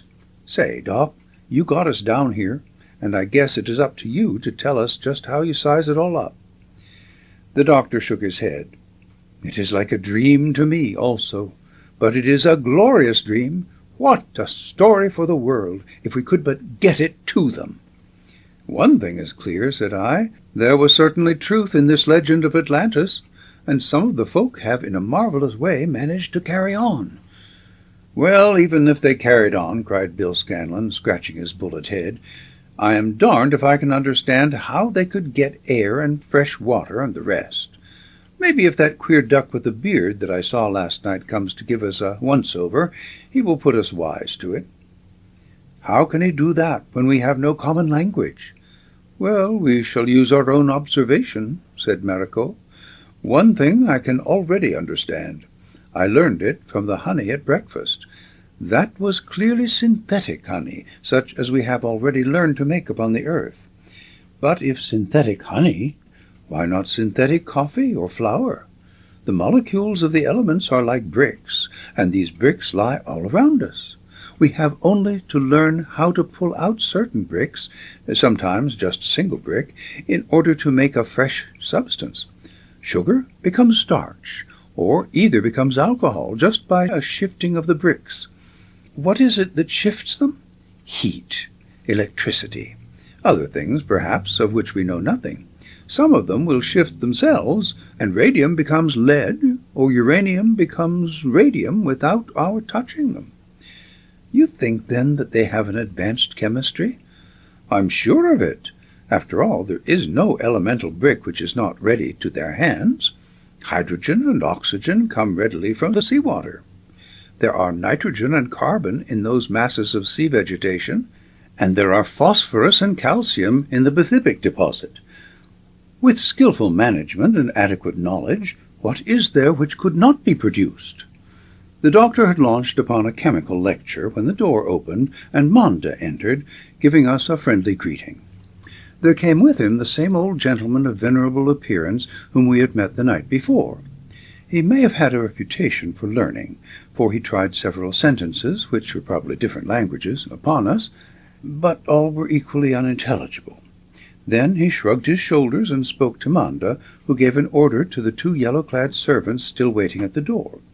They vanished, but returned presently with a curious screen supported by 2 side-posts. It was exactly like one of our cinema screens, but it was coated with some sparkling material which glittered and shimmered in the light. This was placed against one of the walls. The old man then paced out very carefully a certain distance, and marked it upon the floor. Standing at this point, he turned to Maracot and touched his forehead, pointing to the screen. "Clean dippy," said Scanlon. "That's in the belfry." Maracot shook his head to show that we were nonplussed. So was the old man for a moment. An idea struck him, however, and he pointed to his own figure. Then he turned towards the screen, fixed his eyes upon it, and seemed to concentrate his attention. In an instant a reflection of himself appeared on the screen before us. Then he pointed to us, and a moment later our own little group took the place of his image. It was not particularly like us. Scanlon looked like a comic Chinaman, and Maracot like a decayed corpse, but it was clearly meant to be ourselves as we appeared in the eyes of the operator. "It's a reflection of thought!" I cried. "Exactly," said Maracot. "This is certainly a most marvelous invention, and yet it is but a combination of such telepathy and television as we dimly comprehend upon Earth." "I never thought I'd live to see myself in the movies, if that cheese-faced chink is really meant for me," said Scanlan. "Say, if we could get all this news to the editor of the Ledger, he'd cough up enough to keep me for life. We've sure got the goods if we could deliver them." "That's the trouble," said I. "By George, we could stir the whole world if we could only get back to it. But what is he beckoning about?" "The old guy wants you to try your hand at it, Doc." Maracot took the place indicated, and his strong, clear-cut brain focused his picture to perfection. We saw an image of Monda, and then another one of the Stratford as we had left her.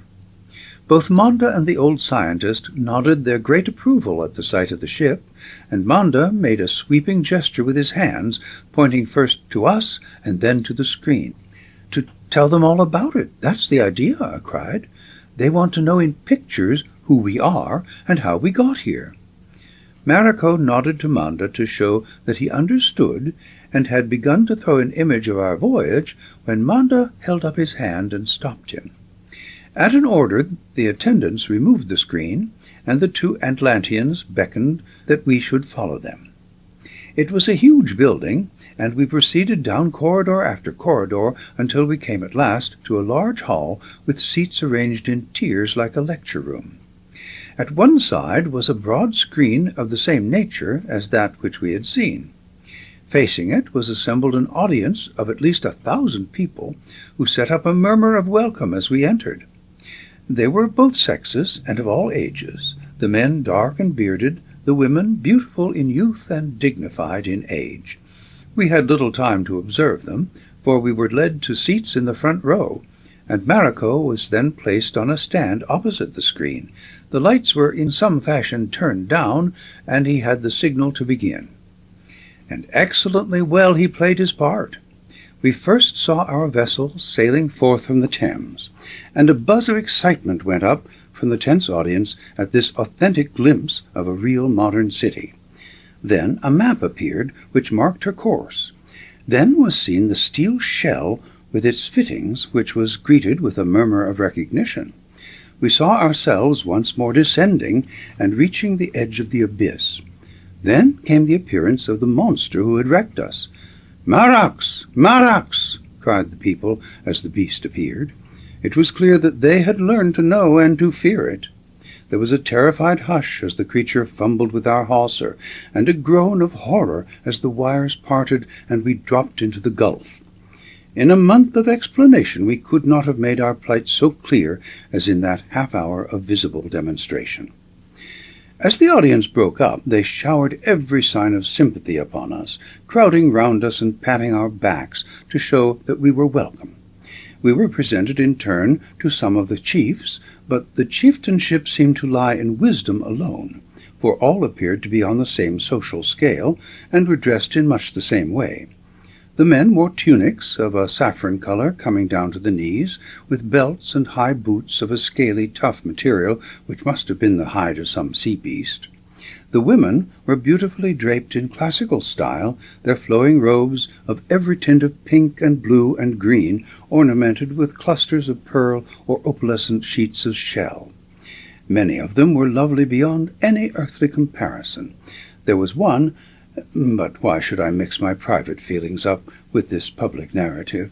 Let me say only that Mona is the only daughter of Scarpa, one of the leaders of the people, and that from that first day of meeting I read in her dark eyes a message of sympathy and of understanding which went home to my heart, as my gratitude and admiration may have gone to hers.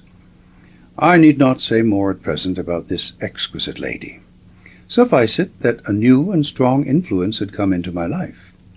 When I saw Maracot gesticulating with unwonted admiration to one kindly lady, while Scanlan stood conveying his admiration in pantomime in the center of a group of laughing girls, I realized that my companions also had begun to find that there was a lighter side to our tragic position. If we were dead to the world, we had at least found a life beyond, which promised some compensation for what we had lost. Later in the day, we were guided by Monda and other friends round some portions of the immense building. It had been so embedded in the seafloor by the accumulations of ages that it was only through the roof that it could be entered, and from this point the passages led down and down until the floor level was reached several 100 feet below the entrance chamber. The floor in turn had been excavated, and we saw in all directions passages which sloped downwards into the bowels of the earth. We were shown the air-making apparatus with the pumps which circulated it through the building. Maracot pointed out with wonder and admiration that not only was the oxygen united with the nitrogen, but that smaller retorts supplied other gases which could only be the argon, neon, and other little-known constituents of the atmosphere which we are only just beginning to understand. The distilling vats for making fresh water and the enormous electrical installments were other objects of interest, but much of the machinery was so intricate that it was difficult for us to follow the details. I can only say that I saw with my own eyes and tested with my own palate that chemicals in gaseous and liquid forms were poured into various machines, that they were treated by heat, by pressure, and by electricity, and that flour, tea, coffee, or wine was collected as the product.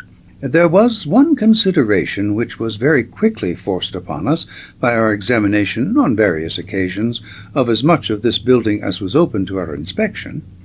This was that the exposure to the sea had been foreseen, and the protection against the inrush of the water had been prepared long before the land sank beneath the waves. Of course, it stood to reason, and needed no proof, that such precautions could not have been taken after the event. But we were witnesses now of the signs that the whole great building had from the first been constructed with the one idea of being an enduring ark of refuge. The huge retorts and vats in which the air, the food, the distilled water, and the other necessary products were made were all built into the walls, and were evidently integral parts of the original construction. So, too, with the exit chambers, the silica works where the vitrine bells were constructed, and the huge pumps which controlled the water. Every one of these things had been prepared by the skill and the foresight of that wonderful faraway people who seemed, from what we could learn, to have thrown out one arm to Central America and one to Egypt, and so left traces of themselves even upon this earth when their own land went down into the Atlantic. As to these their descendants, we judged that they had probably degenerated, as was natural, and that at most they had been stagnant and only preserved some of the science and knowledge of their ancestors, without having the energy to add to it. They possessed wonderful powers, and yet seemed to us to be strangely wanting in initiative, and had added nothing to that wonderful legacy which they had inherited. I am sure that Maracot, using this knowledge, would very soon have attained greater results. As to Scanlon, with his quick brain and mechanical skill, he was continually putting in touches which probably seemed as remarkable to them as their powers to us.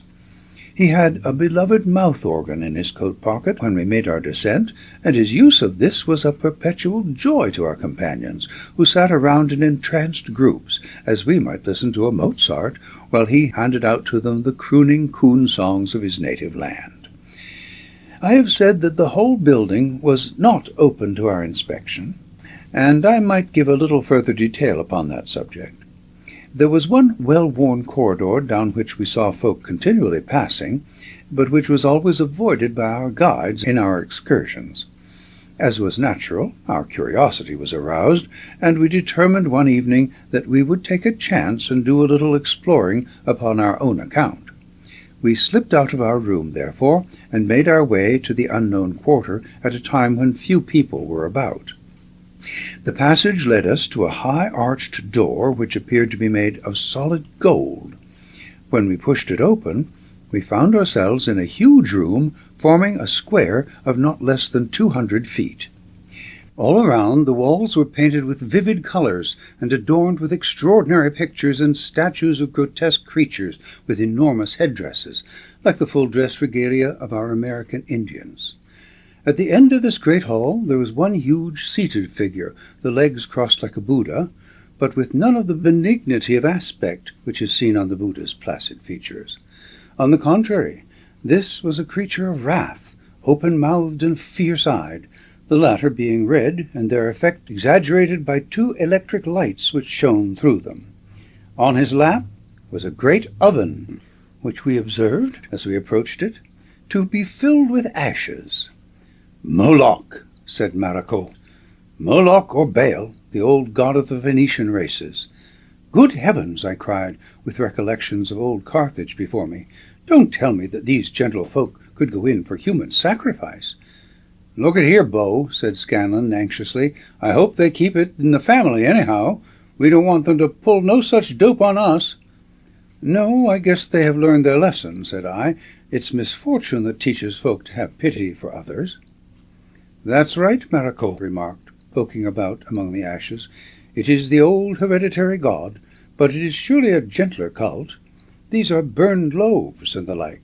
But perhaps there was a time—" But our speculations were interrupted by a stern voice at our elbow, and we found several men in yellow garments and high hats, who were clearly the priests of the temple. From the expression on their faces I should judge that we were very near to being the last victims of Baal, and one of them had actually drawn a knife from his girdle. With fierce gestures and cries they drove us roughly out of their sacred shrine. "By gosh!" cried Scanlon, "I'll sock that duck if he keeps crowding me. Look at here, you bindle stiff! Keep your hands off my coat!" For a moment I feared that we should have had what Scanlon called a rough-house within the sacred precincts. However, we got the angry mechanic away without blows and regained the shelter of our room. But we could tell from the demeanour of Manda and others of our friends that our escapade was known and resented. But there was another shrine, which was freely shown to us, and which had a very unexpected result, for it opened up a slow and imperfect method of communication between our companions and ourselves. This was a room in the lower quarter of the temple, with no decorations or distinction, save that at one end there stood a statue of ivory, yellow with age, representing a woman holding a spear with an owl perched upon her shoulder. A very old man was the guardian of this room, and in spite of his age it was clear to us that he was of a very different race, and one of a finer, larger type than the men of the temple. As we stood gazing at the ivory statue, Maracot and I, both wondering where we had seen something like it, the old man addressed us. "Thea," he said, pointing to the figure. "By George!" I cried, "he is speaking Greek." "Thea, Athena," repeated the man. There was not a doubt about it. Goddess Athena. The words were unmistakable. Maracot, whose wonderful brain had absorbed something from every branch of human knowledge, began at once to ask questions in classical Greek, which were only partly understood, and were answered in a dialect so archaic that it was almost incomprehensible. Still, he acquired some knowledge, and he found an intermediary through whom he could dimly convey something to our companions. "It is a remarkable proof," said Maracot that evening, in his high, neighing voice, and in the tones of one addressing a large class, "of the reliability of legend. There is always a basis of fact, even if, in the course of the years, it should become distorted. You are aware, or probably are not aware, bet your life from Scanlon, that a war was going on between the primitive Greeks and the Atlanteans at the time of the destruction of the great island. The fact is recorded in Solon's description of what he learned from the priests of Sais. We may conjecture that there were Greek prisoners in the hands of the Atlanteans at the time, that some of them were in the service of the temple, and that they carried their own religion with them. That man was, so far as I could understand, the old hereditary priest of the cult, and perhaps when we know more we shall see something of these ancient people." "Well, I hand it to them for good sense," said Scanlon. "I guess if you want a plaster god, it is better to have a fine woman than that blatherskite with the red eyes and the coal bunker on his knees." "Lucky they can't understand your views," I remarked. "If they did, you might end up as a Christian martyr." "Not so long as I can play them jazz," he answered. "I guess they've got used to me now, and they couldn't do without me." They were a cheerful crowd, and it was a happy life. But there were and are times when one's whole heart goes out to the homelands which we have lost, and visions of the dear old quadrangles of Oxford, or of the ancient elms and the familiar campus of Harvard, came up before my mind. In those early days they seemed as far from me as some landscape in the moon, and only now, in a dim, uncertain fashion, does the hope of seeing them once more begin to grow in my soul. By Thomas Copeland. End of Section 4. It was a few days after our arrival that our hosts, or our captors, we were dubious sometimes as to which to call them, took us out for an expedition upon the bottom of the ocean. 6 of them came with us, including Manda, the chief. We assembled in the same exit chamber in which we had originally been received, and we were now in a condition to examine it a little more closely. It was a very large place, at least 100 feet each way, and its low walls and ceiling were green with marine growths and dripping with moisture. A long row of pegs, with marks which I presume were numbers, ran round the whole room, and on each was hung one of the semi-transparent bells of vitrine and a pair of the shoulder batteries which ensured respiration. The floor was of flagged stone worn into concavities, the footsteps of many generations, these hollows now lying as pools of shallow water. The whole was highly illuminated by fluor tubes round the cornice. We were fastened into our vitrine coverings, and a stout, pointed staff made of some light metal was handed to each of us. Then, by signals, Manda ordered us to take a grip of a rail which ran round the room, he and his friends setting us an example. The object of this soon became evident, for as the outer door swung slowly open, the sea-water came pouring in with such force that we should have been swept from our feet but for this precaution. It rose rapidly, however, to above the level of our heads, and the pressure upon us was eased. Manda led the way to the door, and an instant afterwards we were out on the ocean bed once more, leaving the portal open behind us, ready for our return. Looking round us in the cold, flickering, spectral light which illuminates the bathybian plain, we could see for a radius of at least 1/4 of a mile in every direction. What amazed us was to observe, on the very limit of what was visible, a very brilliant glow of radiance. It was towards this that our leader turned his steps, our party walking in single file behind him. It was slow going, for there was the resistance of the water, and our feet were buried deeply in the soft slush with every step. But soon we were able to see clearly what the beacon was which had attracted us. It was our own shell, our last reminder of terrestrial life, which lay tilted upon one of the cupolas of the far-flung building, with all its lights still blazing. It was still 3/4 full of water, but the imprisoned air still preserved that portion in which our electric installment lay. It was strange indeed, as we gazed into it, to see the familiar interior with our settees and instruments still in position, while several good-sized fish, like minnows in a bottle, swam round and round inside it. One after the other our party clambered in through the open flap, Maracot to rescue a book of notes which floated on the surface, Scanlon and I to pick up some personal belongings. Manda came also with 1 or 2 of his comrades, examining with the greatest interest the bathymeter and thermometer with the other instruments which were attached to the wall. The latter we detached and took away with us.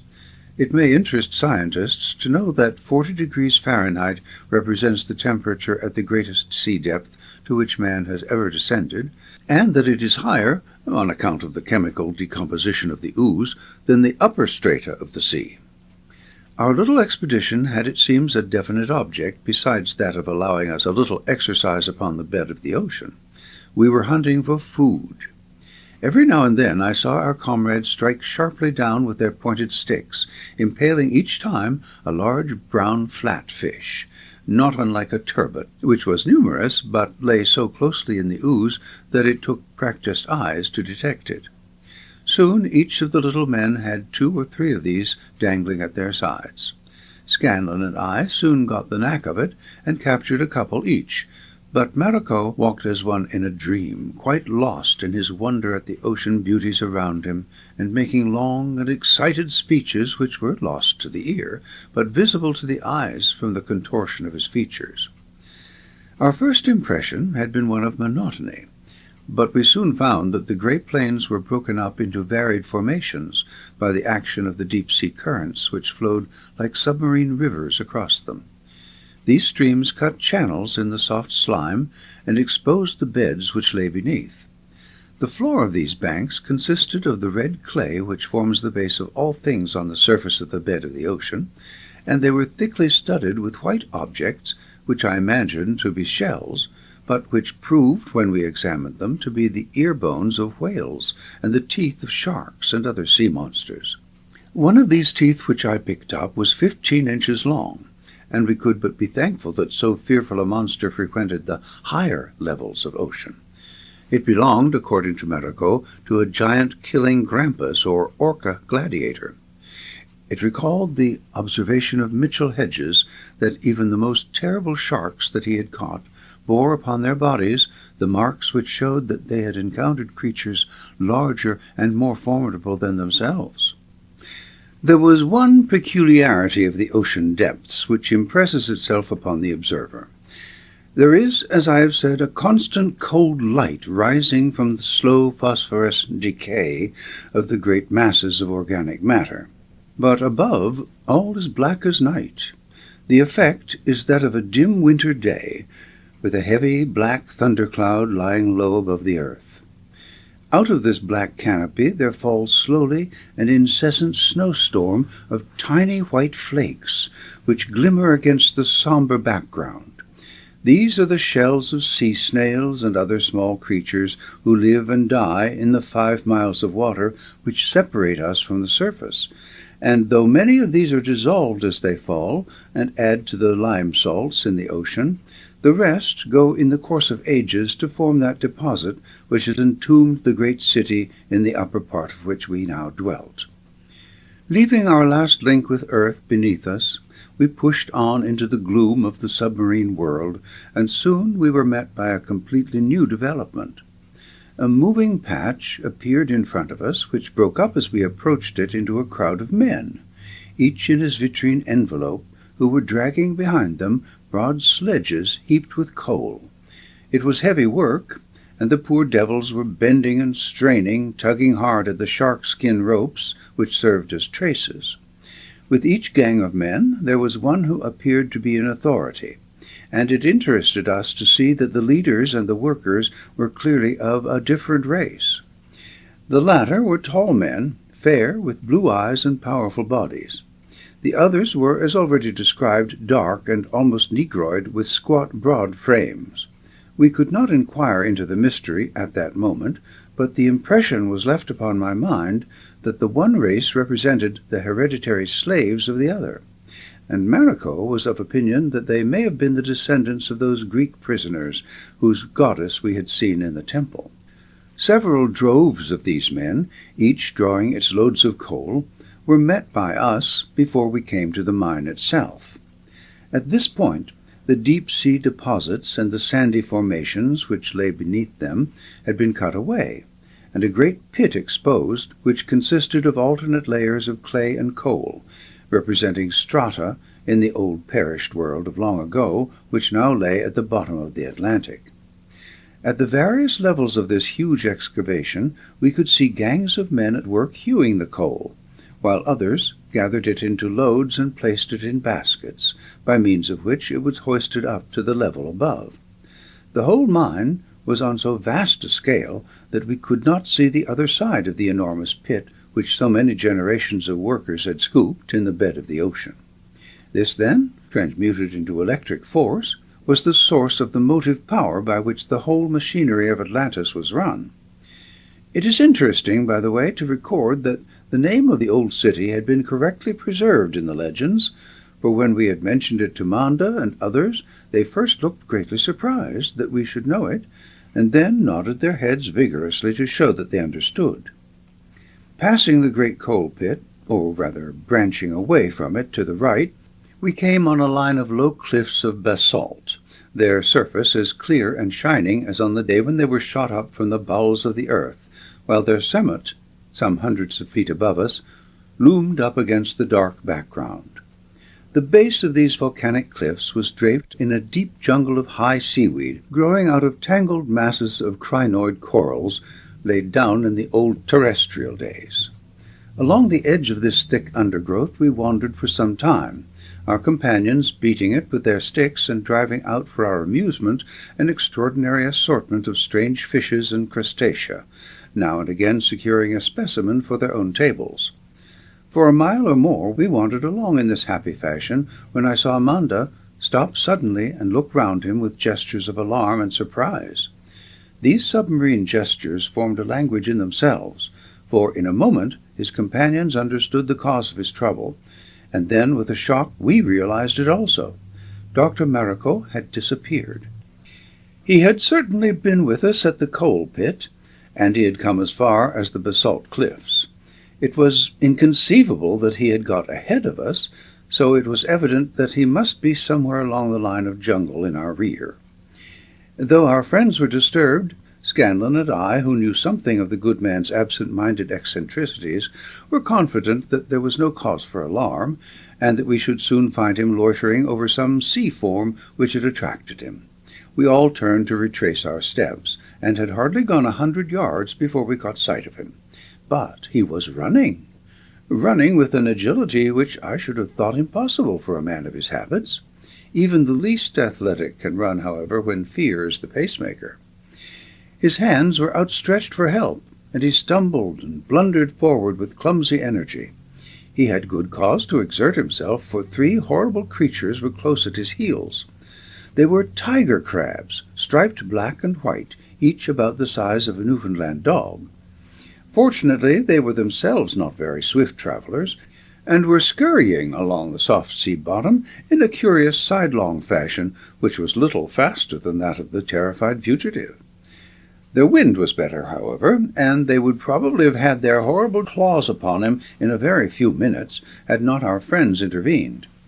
They dashed forward with their pointed sticks, and Manda flashed a powerful electric lantern, which he carried in his belt, in the faces of the loathsome monsters, who scuttled into the jungle and were lost to view.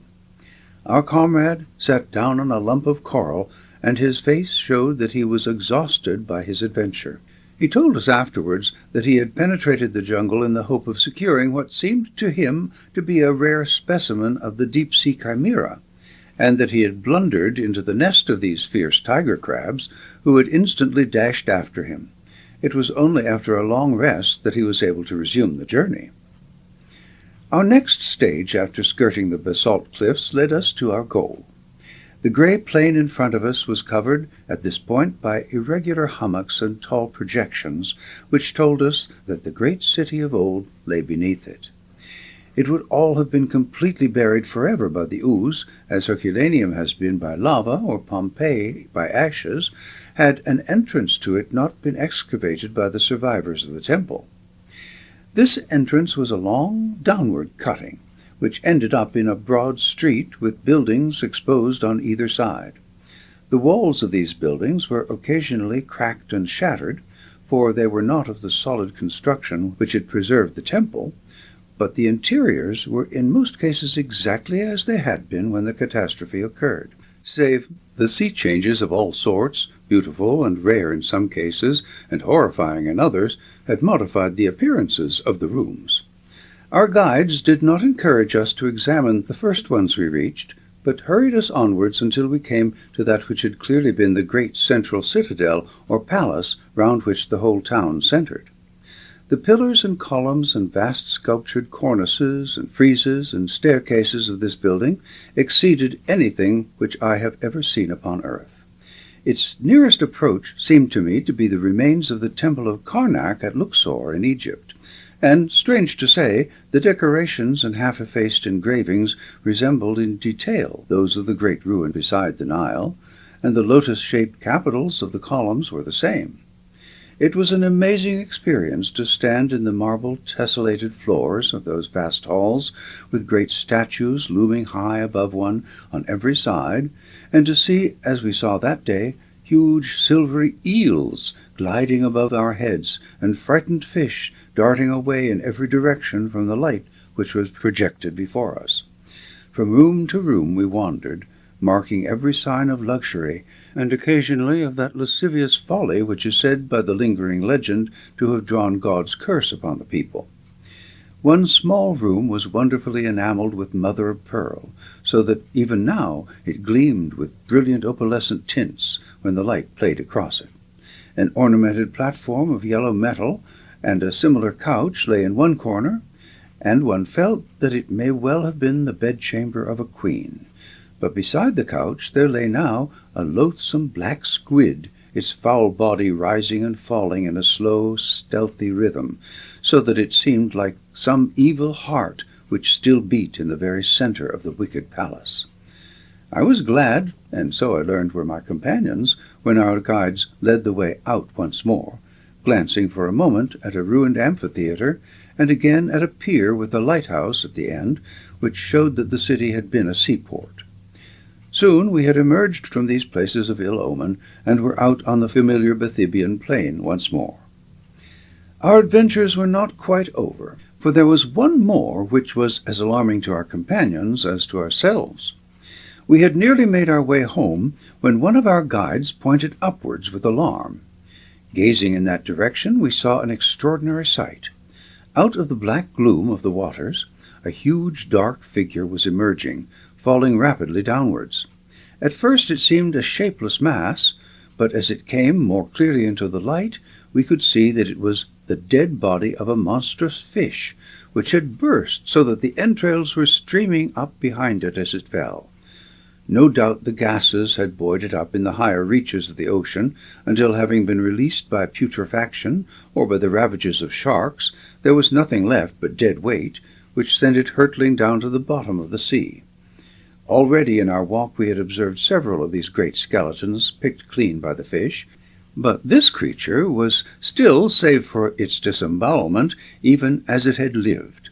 Our guides seized us, with the intention of dragging us out of the path of the falling mass, but presently they were reassured and stood still, for it was clear that it would miss us. Our vitrine helmets prevented our hearing the thud, but it must have been prodigious when that huge body struck the floor of the ocean, and we saw the Globigerina ooze fly upwards as the mud splashes when a heavy stone is hurled into it. It was a sperm whale, some 70 feet long, and from the excited and joyful gestures of the submarine folk, I gathered that they would find plenty of use for the spermaceti and the fat. For the moment, however, we left the derelict creature, and with joyful hearts, for we unpractised visitors were weary and aching, found ourselves once more in front of the engraved portal of the roof, and finally standing, safe and sound, divested of our vitrine bells, on the sloppy floor of the entrance chamber. A few days, as we reckon time, after the occasion when we had given the community a cinema view of our own proceedings, we were present at a very much more solemn and august exhibition of the same sort, which gave us in a clear and wonderful way the past history of this remarkable people. I cannot flatter myself that it was given entirely on our behalf, for I rather think that the events were publicly rehearsed from time to time in order to carry on the record, and that the part to which we were admitted was only some intermezzo of a long religious ceremony. However that may be, I will describe it exactly as it occurred. We were led to the same great hall or theatre where Dr. Maracot had thrown our own adventures upon the screen. There the whole community was assembled, and we were given, as before, places of honour in front of the great luminous screen. Then, after a long song, which may have been some sort of patriotic chant, a very old white-haired man, the historian or chronicler of the nation, advanced amid much applause to the focus point, and threw upon the bright surface before him a series of pictures to represent the rise and fall of his own people.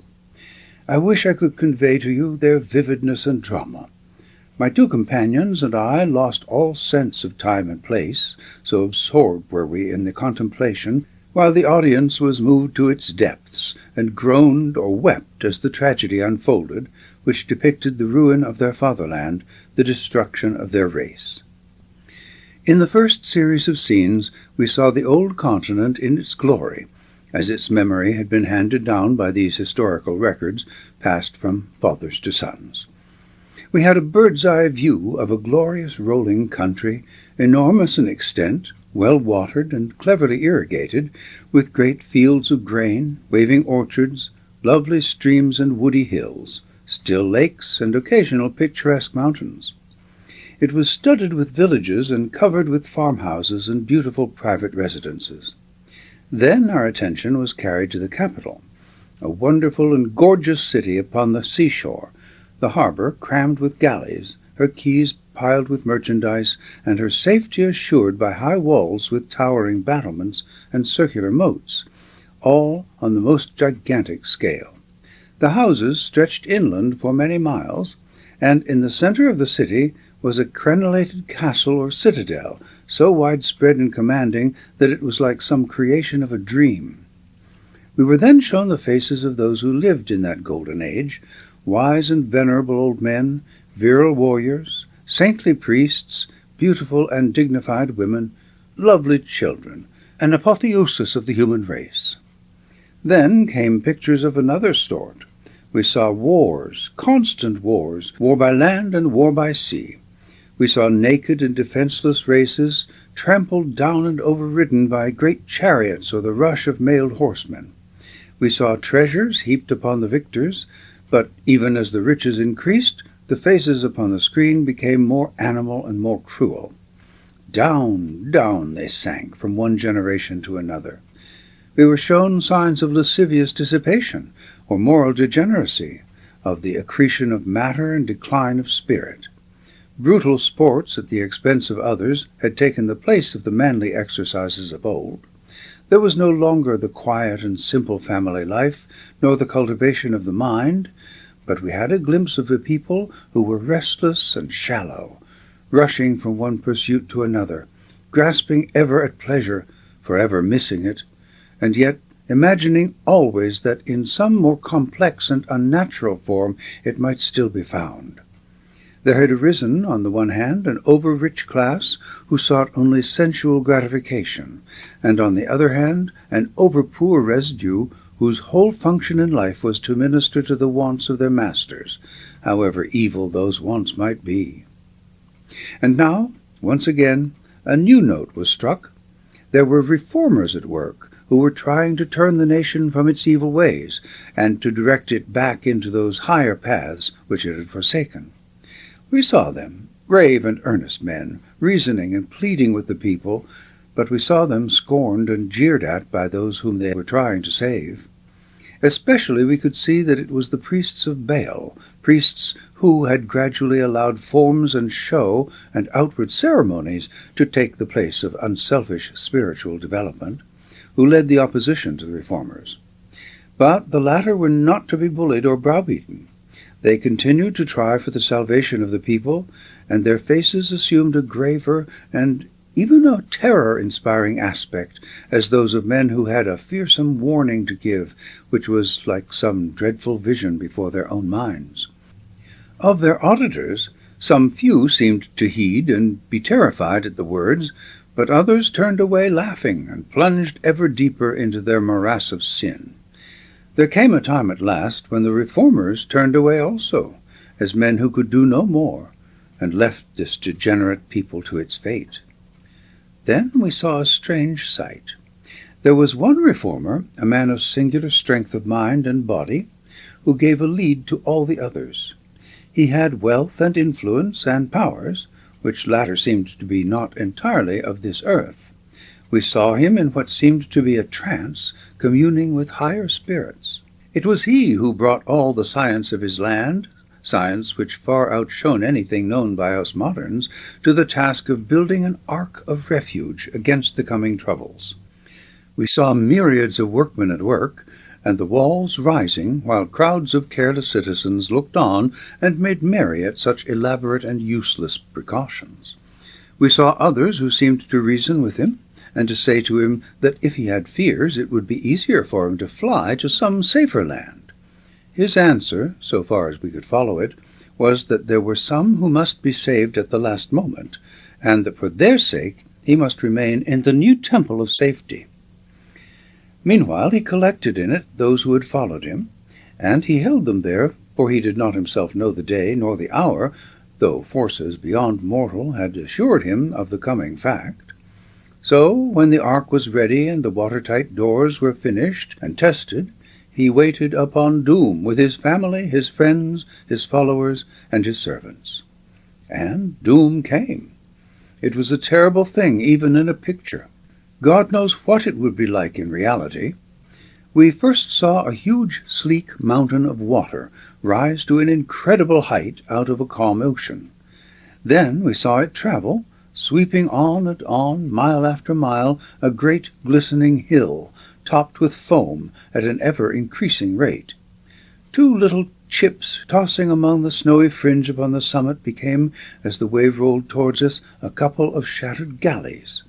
Then we saw it strike the shore and sweep over the city, while the houses went down before it like a field of corn before a tornado. We saw the folk upon the housetops glaring out at the approaching death, their faces twisted with horror, their eyes staring, their mouths contorted, gnawing at their hands and gibbering in an insanity of terror. The very men and women who had mocked at the warning were now screaming to heaven for mercy, grovelling with their faces on the ground, or kneeling with frenzied arms raised in wild appeal. There was no time now to reach the ark, which stood beyond the city, but thousands dashed up to the citadel, which stood upon higher ground, and the battlement walls were black with people. Then, suddenly, the castle began to sink. Everything began to sink. The water had poured down into the remote recesses of the earth, the central fires had expanded it into steam, and the very foundations of the land were blown apart. Down went the city, and ever down, while a cry went up from ourselves and the audience at the terrible sight. The pier broke in two and vanished. The high pharos collapsed under the waves. The roofs looked for a while like successive reefs of rock, forming lines of spouting breakers, until they too went under. The citadel was left alone upon the surface, like some monstrous ship, and then it also slid sideways down into the abyss, with a fringe of helpless waving hands upon its summit. The awful drama was over, and an unbroken sea lay across the whole continent, a sea which bore no life upon it, but which, among its huge smoking swirls and eddies, showed all the wrack of the tragedy tossed hither and thither, dead men and animals, chairs, tables, articles of clothing, floating hats and bales of goods, all bobbing and heaving in one huge liquid fermentation.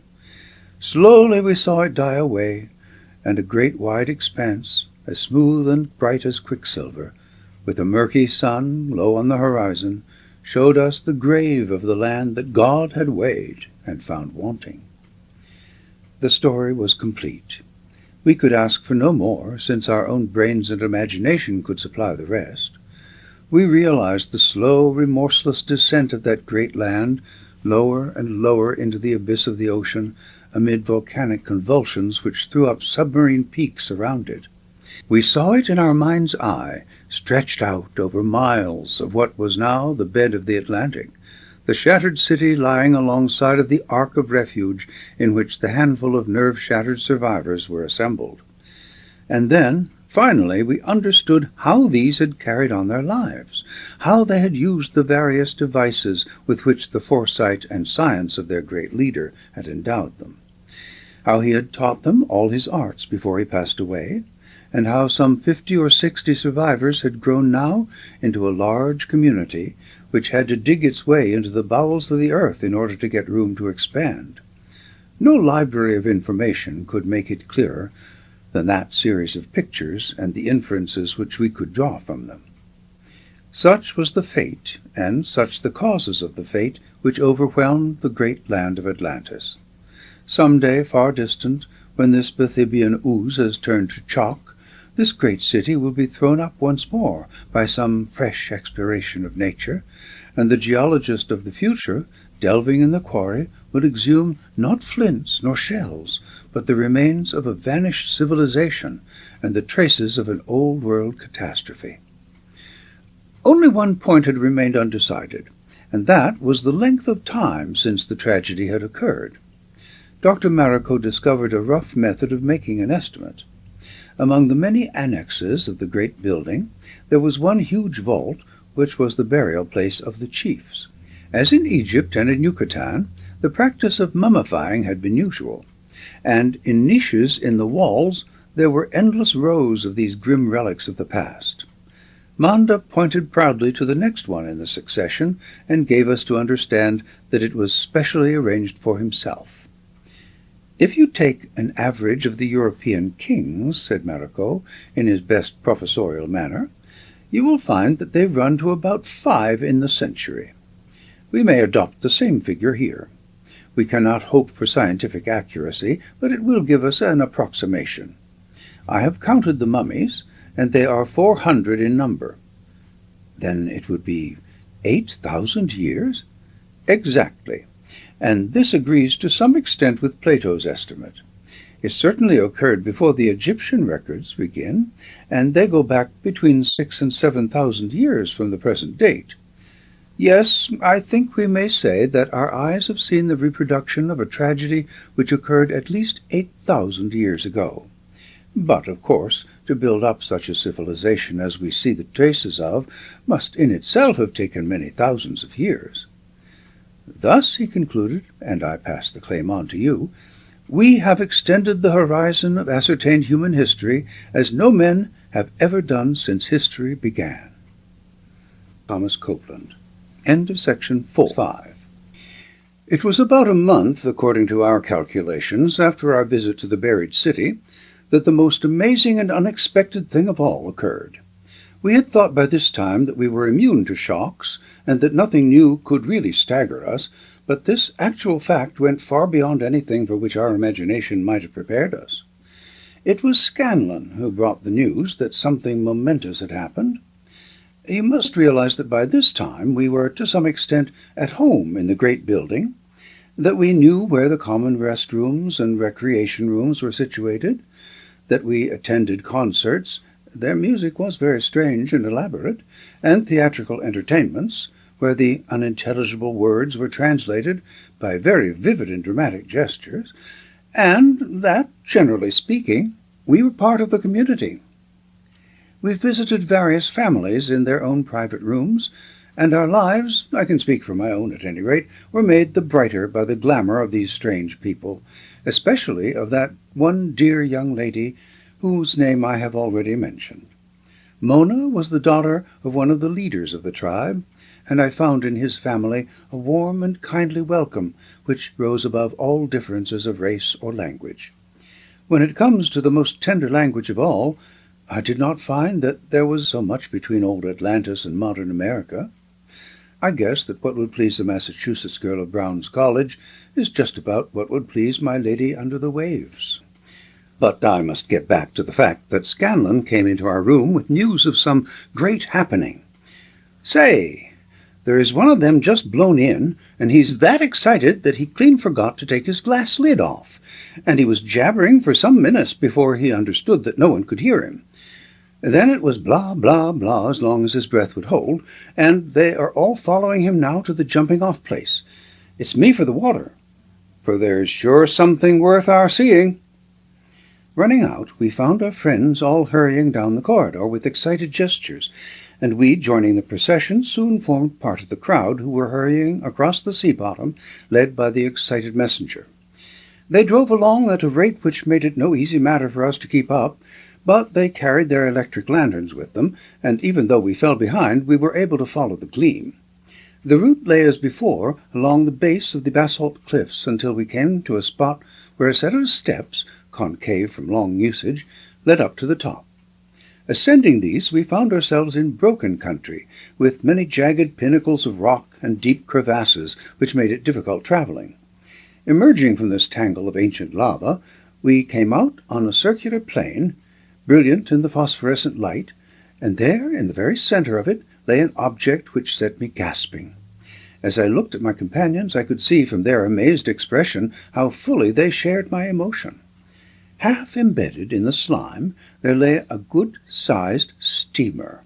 It was tilted upon its side, the funnel had broken and was hanging at a strange angle, and the foremast had snapped short off, but otherwise the vessel was intact and as clean and fresh as if she had just left the dock.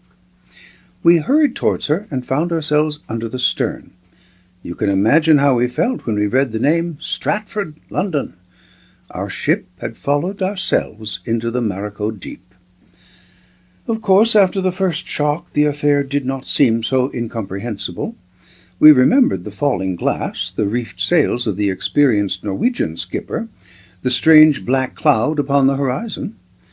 Clearly there had been a sudden cyclone of phenomenal severity, and the Stratford had been blown over.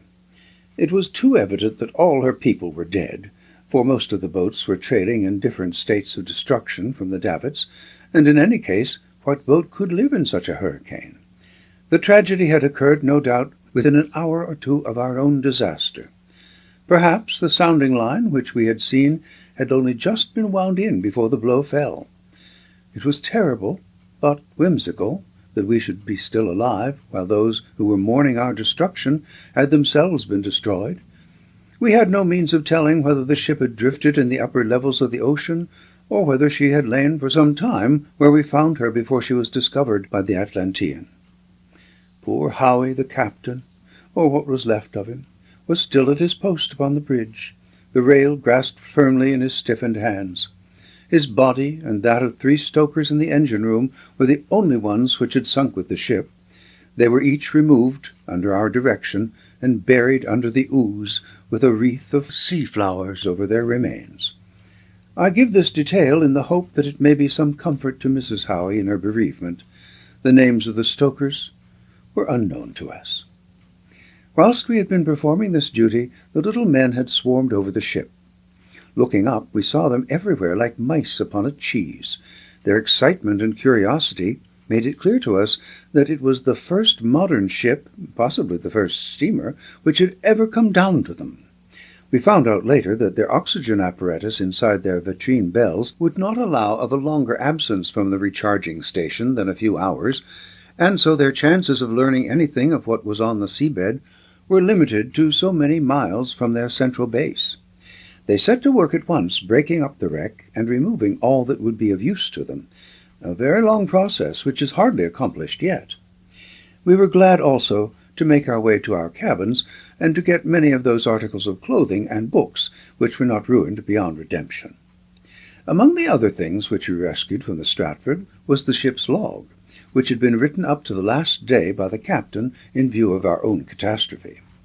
It was strange indeed that we should be reading it, and that he should be dead. The day's entry ran thus. October 3rd.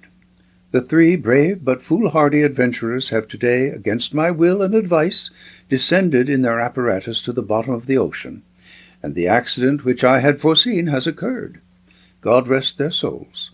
They went down at 11 a.m., and I had some doubts about permitting them, as a squall seemed to be coming up. I would that I had acted upon my impulse, but it would only have postponed the inevitable tragedy. I bade each of them farewell with the conviction that I would see them no more. For a time all was well, and at 11:45 they had reached a depth of 300 fathoms, where they had found bottom. Dr. Maracot sent several messages to me, and all seemed to be in order, when suddenly I heard his voice in agitation, and there was considerable agitation of the wire hawser. An instant later it snapped. It would appear that they were by this time over a deep chasm, for at the doctor's request the ship had steamed very slowly forwards. The air tubes continued to run out for a distance which I should estimate at half a mile, and then they also snapped. It is the last which we can ever hope to hear of Dr. Maracot, Mr. Headley, and Mr. Scanlon. And yet a most extraordinary thing must be recorded, the meaning of which I have not had time to weigh, for with this foul weather coming up there is much to distract me. A deep-sea sounding was taken at the same time, and the depth recorded was 26,600 feet. The weight was, of course, left at the bottom, but the wire has just been drawn in, and, incredible as it may seem, above the porcelain sample cup there was found Mr. Headley's handkerchief, with his name marked upon it. The ship's company are all amazed, and no one can suggest how such a thing could have occurred. In my next entry I may have more to say about this. We have lingered a few hours in the hope of something coming to the surface, and we have pulled up the hawser, which shows a jagged end. Now I must look to the ship, for I have never seen a worse sky, and the barometer is at 28.5 and sinking fast. So it was that we got the final news of our former companions. A terrific cyclone must have struck her and destroyed her immediately afterwards. We stayed at the wreck until a certain stuffiness within our vitrine bells, and a feeling of increasing weight upon our chests, warned us that it was high time to begin our return. Then it was on our homeward journey that we had an adventure which showed us the sudden dangers to which these submarine folk are exposed, and which may explain why their numbers, in spite of the lapse of time, were not greater than they were. Including the Grecian slaves, we cannot reckon those numbers at more than 4,000 or 5,000 at the most. We had descended the staircase, and were making our way along the edge of the jungle which skirts the basalt cliffs, when Manda pointed excitedly upwards and beckoned furiously to one of our party who was some distance out in the open. At the same time, he and those around him ran to the side of some high boulders, pulling us along with them. It was only when we were in the shelter that we saw the cause of the alarm. Some distance above us, but descending rapidly, was a huge fish of a most peculiar shape. It might have been a great floating feather bed, soft and bulging, with a white undersurface and a long red fringe, the vibration of which propelled it through the water. It appeared to have neither mouth nor eyes, but it soon showed that it was formidably alert. The member of our party who was out in the open ran for the same shelter that we had taken, but he was too late. I saw his face convulsed with terror as he realized his fate. The horrible creature descended upon him, enveloped him on all sides, and lay upon him, pulsing in a dreadful way, as if it were thrusting his body against the coral rocks and grinding it to pieces.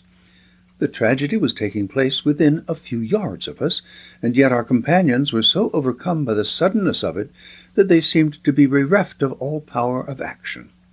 It was Scanlon who rushed out, and, jumping on the creature's broad back, blotched with red and brown markings, dug the sharp end of his metal staff into its soft tissues. I had followed Scanlon's example, and finally Maracot and all of them attacked the monster, which glided slowly off, leaving a trail of oily and glutinous excretion behind it. Our help had come too late, however, for the impact of the great fish had broken the vitrine bell of the Atlantean, and he had been drowned.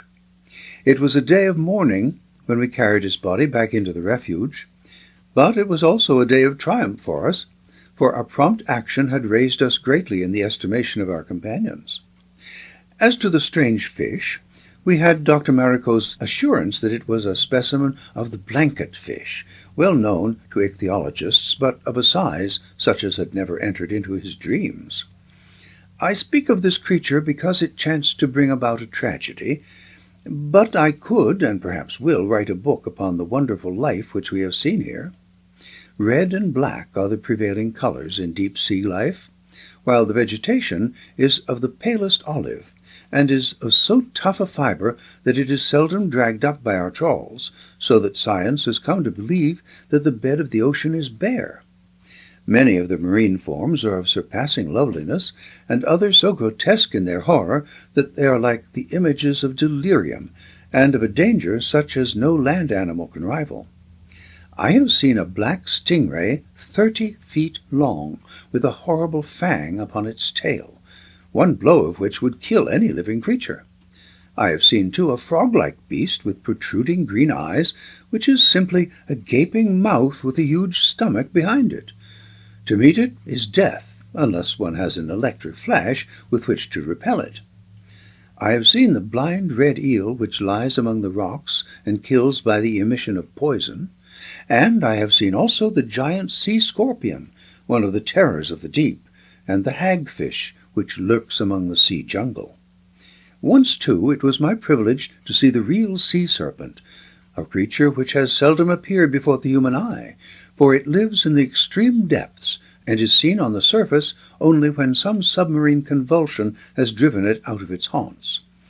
2 of them swam, or rather glided, past us one day while Mona and I cowered among the bunches of lamellaria. They were enormous, some 10 feet in height and 200 in length, black above, silver-white below, with a high fringe upon the back, and small eyes no larger than those of an ox. Of these and many other such things an account will be found in the papers of Dr. Maracot, should it ever reach your hands. Week glided into week of our new life. It had become a very pleasant one, and we were slowly picking up enough of this long-forgotten tongue to enable us to converse a little with our companions.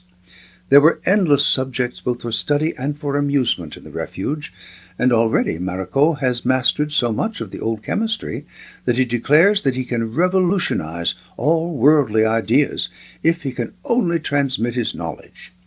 Among other things, they have learned to split the atom, and though the energy released is less than our scientists had anticipated, it is still sufficient to supply them with a great reservoir of power.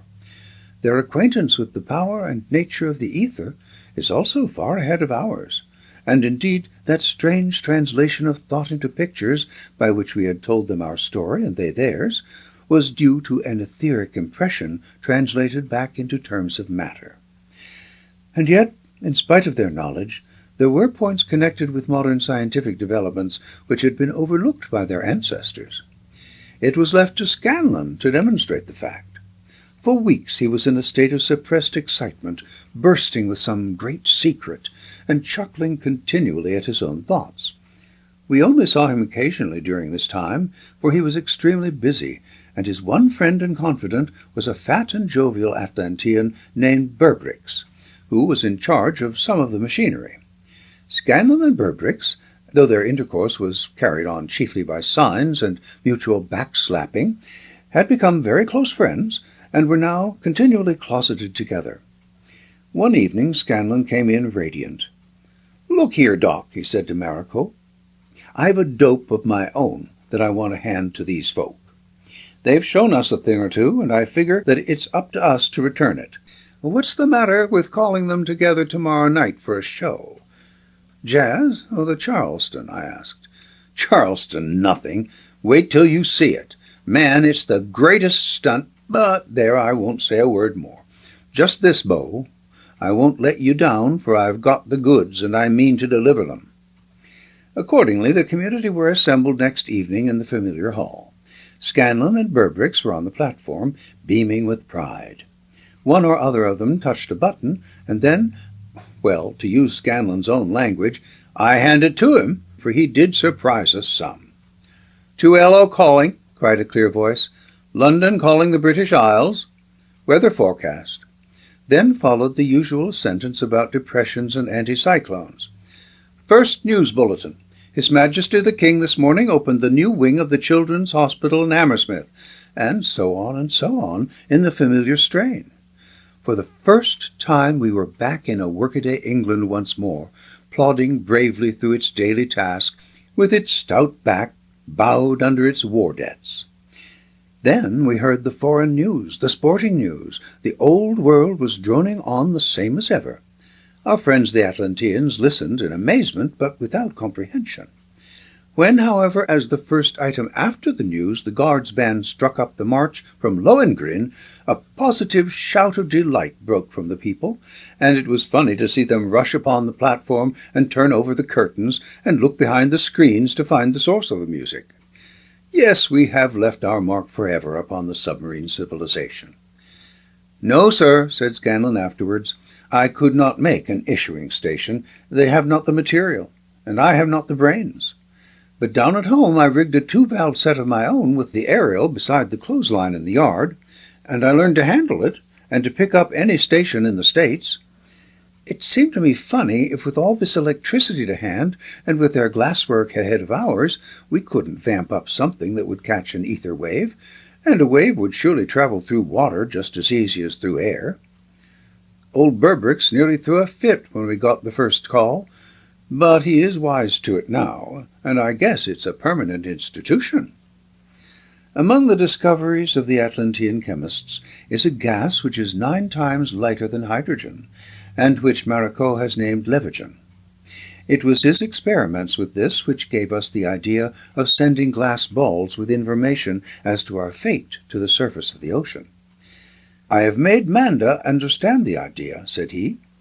"He has given orders to the silica workers, and in a day or two the globes will be ready." "But how can we get our news inside?" I asked. "There is a small aperture left through which the gas is inserted. Into this we can push the papers. Then these skillful workers can seal up the hole. I am assured that when we release them they will shoot up to the surface." "And bob about unseen for a year." "That might be, but the ball would reflect the sun's rays. It would surely attract attention. We were on the line of shipping between Europe and South America. I see no reason why, if we send several, one at least may not be found. And this, my dear Talbot, or you others who read this narrative, is how it comes into your hands. But a far more fateful scheme may lie behind it. The idea came from the fertile brain of the American mechanic. "Say, friends," said he, as we sat alone in our chamber, "it's dandy down here, and the drink is good, and the eats are good, and I've met a wren that makes anything in Philadelphia look like 2 cents. But all the same, there are times when I want to feel that I might see God's own country once more." "We may all feel that way," said I, "but I don't see how you can hope to make it. Look at here, Bo. If these balls of gas could carry up our message, maybe they could carry us up also. Don't think I'm joshing, for I've figured it out to rights. We will suppose we put 3 or 4 of them together so as to get a good lift, see? Then we have our vitrine bells on and harness ourselves onto the balls. When the bell rings, we cut loose and up we go. What is going to stop us between here and the surface? A shark, maybe." "Blah! Sharks, nothing. We would streak past any shark so he'd hardly know we was there. He'd think we was 3 flashes of light, and we'd get such a lick on that we'd shoot 50 feet up in the air at the other end. I tell you, the goof that sees us come up is going to say his prayers over it." "But suppose it is possible, what will happen afterwards?" "For Pete's sake, leave afterwards out of it. Let us chance our luck, or we are here for keeps. It's me for cutting loose and having a dash at it." "I certainly greatly desire to return to the world, if only to lay our results before the learned societies," said Maracot. "It is only my personal influence which can make them realize the fund of new knowledge which I have acquired. I should be quite in favor of any such attempt as Scanlon has indicated. There were good reasons, as I will tell later, which made me the least eager of the 3. It would be perfect madness as you propose it. Unless we had someone expecting us on the surface, we should infallibly drift about and perish from hunger and thirst." "Shucks, man! How could we have someone expecting us?" "Perhaps even that could be managed," said Maracot. "We can give within a mile or 2 the exact latitude and longitude of our position." "And they would let down a ladder," said I, with some bitterness. "Ladder nothing! The boss is right. See here, Mr. Headley, you put in that letter that you are going to send the universe— my, don't I see the scare lines in the journals— that we are at 27 north latitude and 28.14 west latitude, or whatever other figure is the right one. Got that? Then you say that 3 of the most important folk in history, the great man of science, Maracot, and the rising star bug collector Headley, and Bob Scanlon, a peach of a mechanic and the pride of Marybanks, are all yelling and whooping for help from the bottom of the sea. Follow my idea? Well, what then?" "Well, then it's up to them, you see. It's kind of a challenge that they can't forget. Same as I've read of Stanley finding Livingstone and the like. It's for them to find some way to yank us out, or to catch us at the other end if we take the jump ourselves." "We could suggest the way ourselves," said the Professor. "Let them drop a deep-sea line into these waters, and we will look out for it. When it comes, we can tie a message to it and bid them stand by for us." "You've said a mouthful," cried Bob Scanlon. "That is sure the way to do it." "And if any lady cared to share our fortunes, 4 would be as easy as 3, said Maracot, with a roguish smile at me. "For that matter, 5 is as easy as 4, said Scanlan. "But you've got it now, Mr. Headley. You write that down, and in 6 months we shall be back in London River once more." So now we launch our 2 balls into that water which is to us what the air is to you. Our 2 little balloons will go aloft. Will both be lost on the way? It is possible. Or may we hope that one will get through? We leave it on the knees of the gods. If nothing can be done for us, then let those who care for us know that in any case we are safe and happy. If, on the other hand, this suggestion could be carried out, and the money and energy for our rescue should be forthcoming, we have given you the means by which it can be done. Meanwhile, goodbye. Or is it au revoir? So ended the narrative in the vitrine ball. The preceding narrative covers the facts so far as they were available when the account was first drawn up. While the script was in the hands of the printer, there came an epilogue of the most unexpected and sensational description. I refer to the rescue of the adventurers by Mr. Faberger's steam yacht Marion, and the account sent out by the wireless transmitter of that vessel, and picked up by the cable station at the Cape de Verde Islands, which has just forwarded it to Europe and America. This account was drawn up by Mr. Key Osborne, the well-known representative of the Associated Press.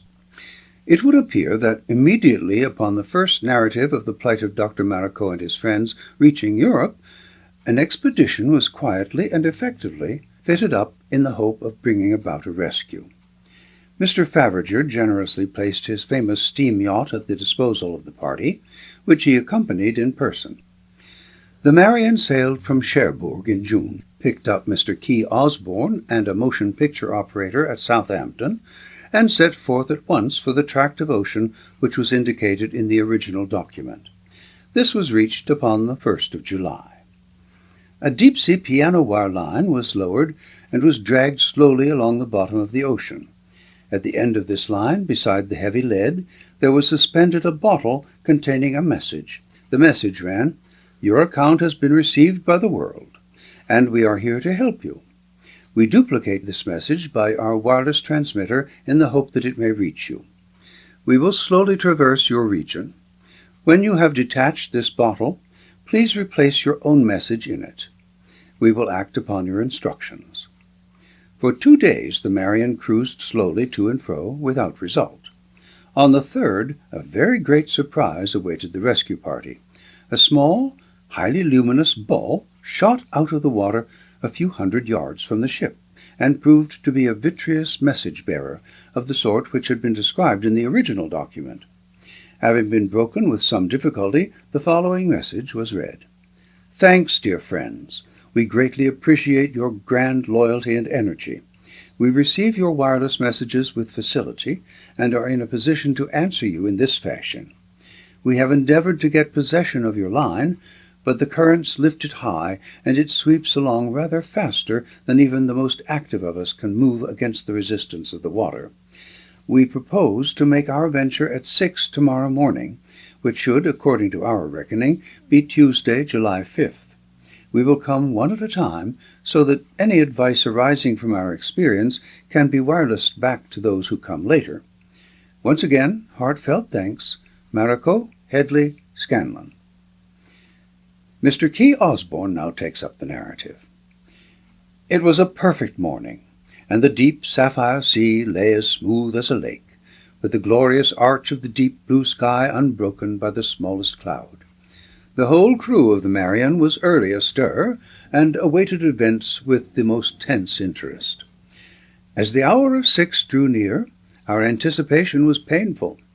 A lookout had been placed upon our signal mast, and it was just 5 minutes to the hour when we heard him shouting, and saw him pointing to the water on our port bow. We all crowded to that side of the deck, and I was able to perch myself on one of the boats, from which I had a clear view. I saw through the still water something which looked like a silver bubble ascending with great rapidity from the depths of the ocean.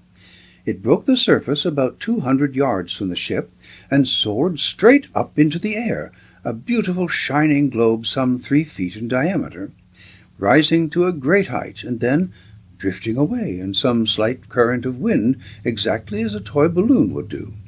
It was a marvelous sight, but it filled us with apprehension, for it seemed as if the harness might have come loose, and the burden which this tractor should have borne through the waters had been shaken loose upon the way.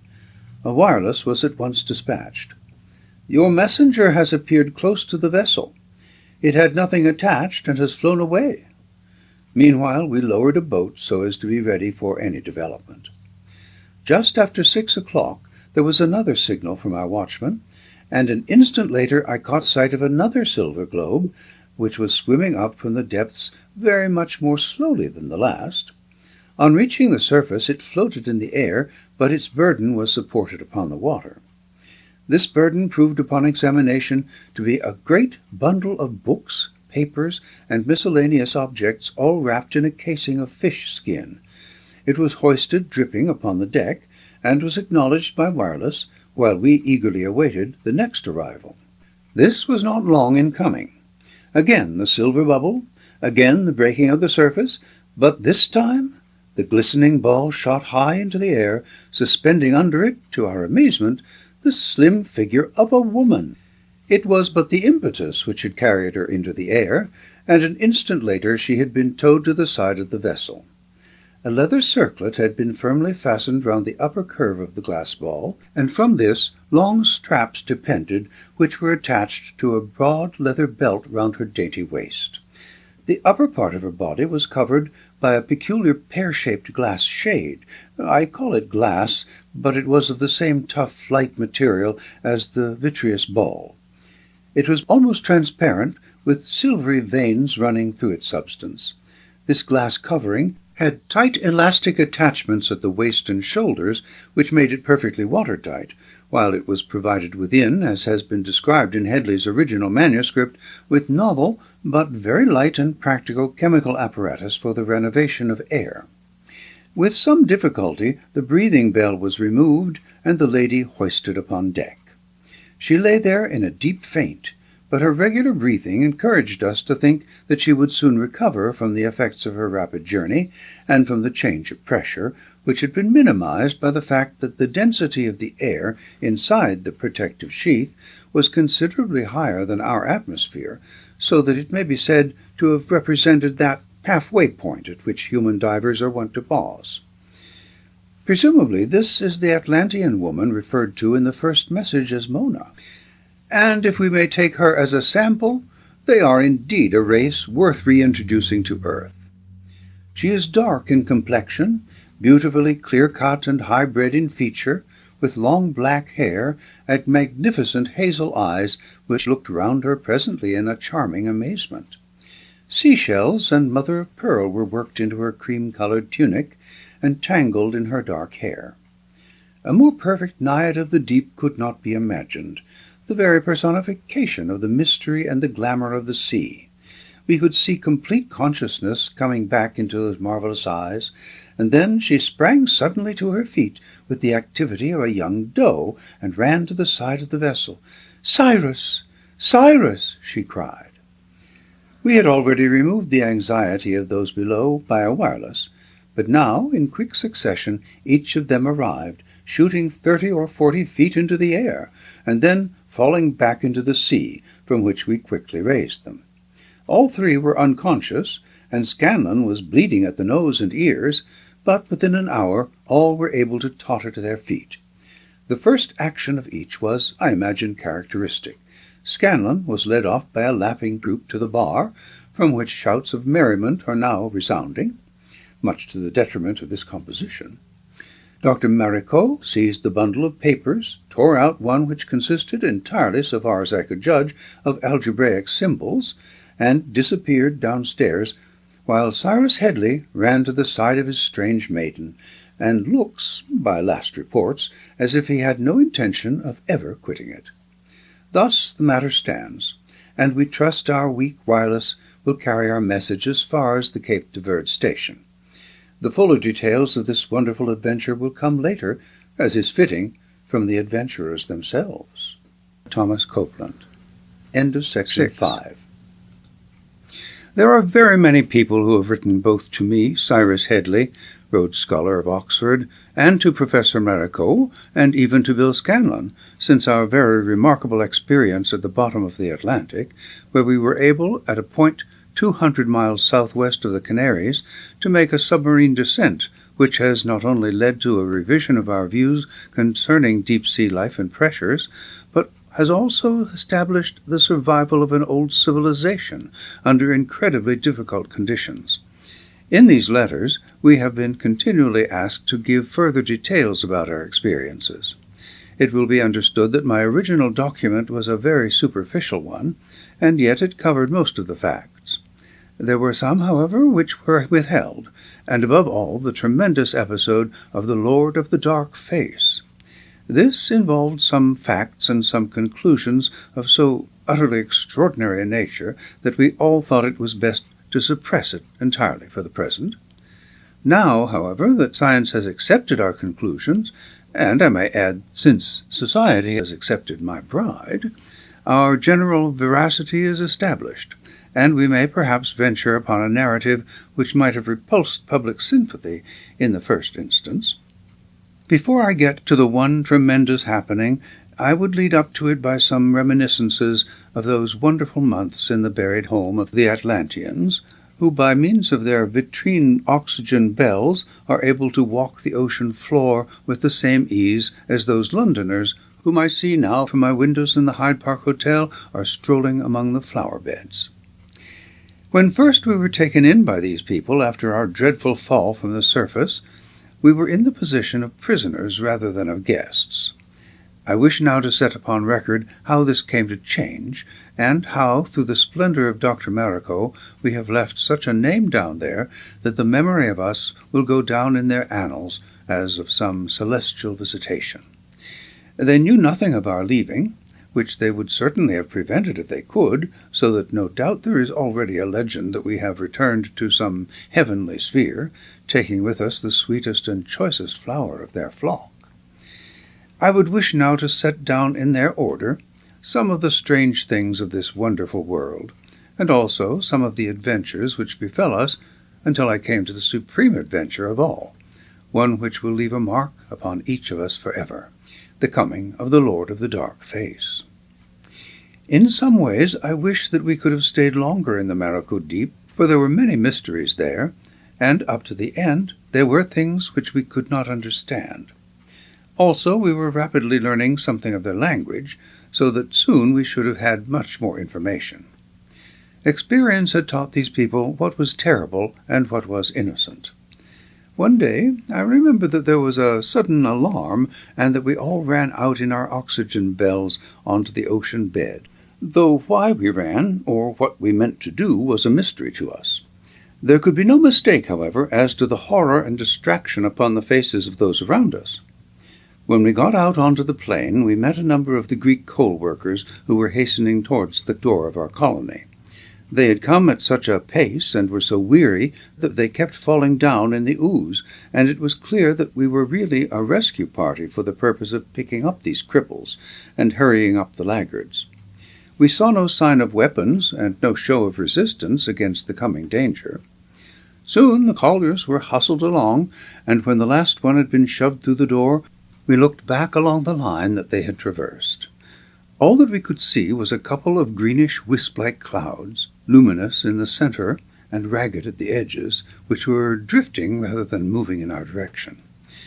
At the clear sight of them, though they were quite half a mile away, my companions were filled with panic and beat at the door so as to get in the sooner.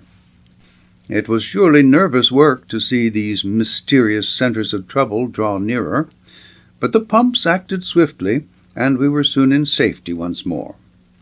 There was a great block of transparent crystal, 10 feet long and 2 feet broad, above the lintel of the door, with lights so arranged that they threw a strong glare outside. Mounted on the ladders kept for the purpose, several of us, including myself, looked through this rude window. I saw the strange shimmering green circles of light pause before the door. As they did so, the Atlanteans on either side of me simply gibbered with fear. Then one of the shadowy creatures outside came flickering up through the water and made for our crystal window. Instantly my companions pulled me down below the level of vision, but it seems that in my carelessness some of my hair did not get clear from whatever the maleficent influence may be which these strange creatures sent forth. There is a patch there which is withered and white to this day. It was not for a long time that the Atlanteans dared to open their door, and when at last a scout was sent forth, he went amidst handshakings and slaps on the back, as one who does a gallant deed. His report was that all was clear, and soon joy had returned to the community, and this strange visitation seemed to have been forgotten.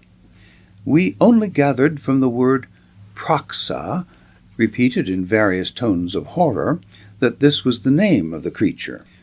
The only person who derived real joy from the incident was Professor Maracot, who could hardly be restrained from sallying out with a small net and a glass vase. "A new order of life, partly organic, partly gaseous, but clearly intelligent," was his general comment. "A freak out of hell," was Scanlon's less scientific description. 2 days afterwards, when we were out on what we called a shrimping expedition, when we walked among the deep-sea foliage and captured in our hand-nets specimens of the smaller fish, we came suddenly upon the body of one of the coal-workers, who had no doubt been overtaken in his flight by these strange creatures.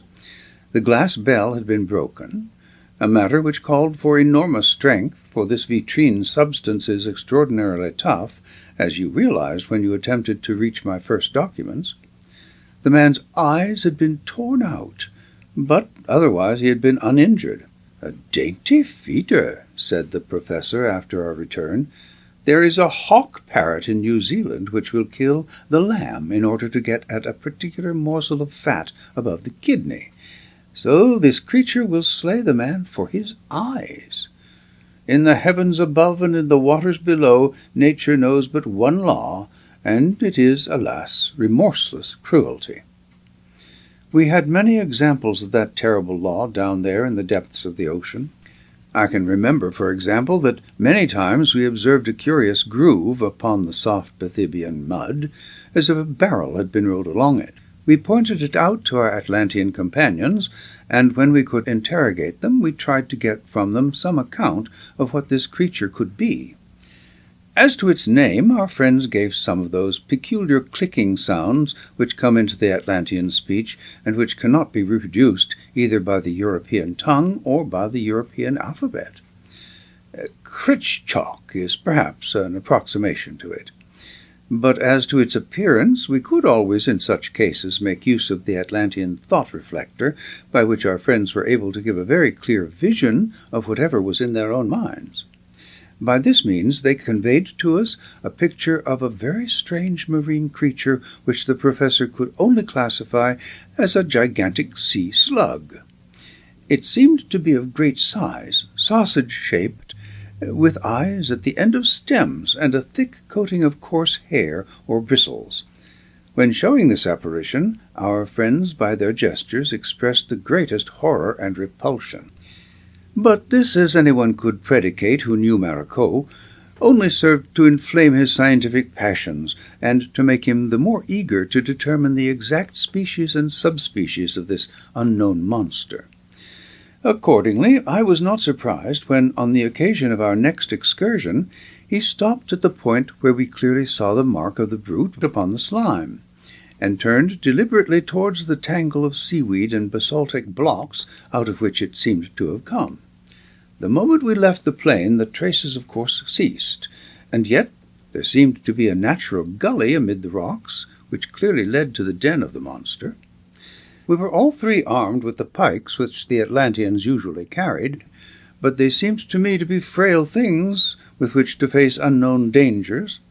The professor trudged ahead, however, and we could but follow after. The rocky gorge ran upwards, its sides formed of huge clusters of volcanic debris, and draped with a profusion of the long red and black forms of lamellaria, which are characteristic of the extreme depths of ocean. 1,000 beautiful ascidians and echinoderms of every joyous colour and fantastic shape peeped out from amid this herbage, which was alive with strange crustaceans and low forms of creeping life. Our progress was slow, for walking is never easy in the depths, and the angle up which we toiled was an acute one. Suddenly, however, we saw the creature whom we hunted, and the sight was not a reassuring one. It was half protruded from its lair, which was a hollow in a basaltic pile. About 5 feet of hairy body was visible, and we perceived its eyes, which were as large as saucers, yellow in colour and glittering like agates, moving round slowly upon their long pedicles as it heard the sound of our approach. Then slowly it began to unwind itself from its burrow, waving its heavy body along in caterpillar fashion. Once it reared up its head some 4 feet from the rocks, so as to have a better look at us, and I observed as it did so that it had what looked like the corrugated soles of tennis shoes fastened on either side of its neck, the same colour, size, and striped appearance. What this might mean I could not conjecture, but we were soon to have an object lesson in their use. The professor had braced himself with his pike projecting forward, and a most determined expression upon his face. It was clear that the hope of a rare specimen had swept all fear from his mind. Scanlon and I were by no means so sure of ourselves, but we could not abandon the old man, so we stood our ground on either side of him. The creature, after that one long stare, began slowly and clumsily to make its way down the slope, worming its path among the rocks, and raising its pedicled eyes from time to time to see what we were about. It came so slowly that we seemed safe enough, since we could always outdistance it, and yet, had we only known it, we were standing very near to death.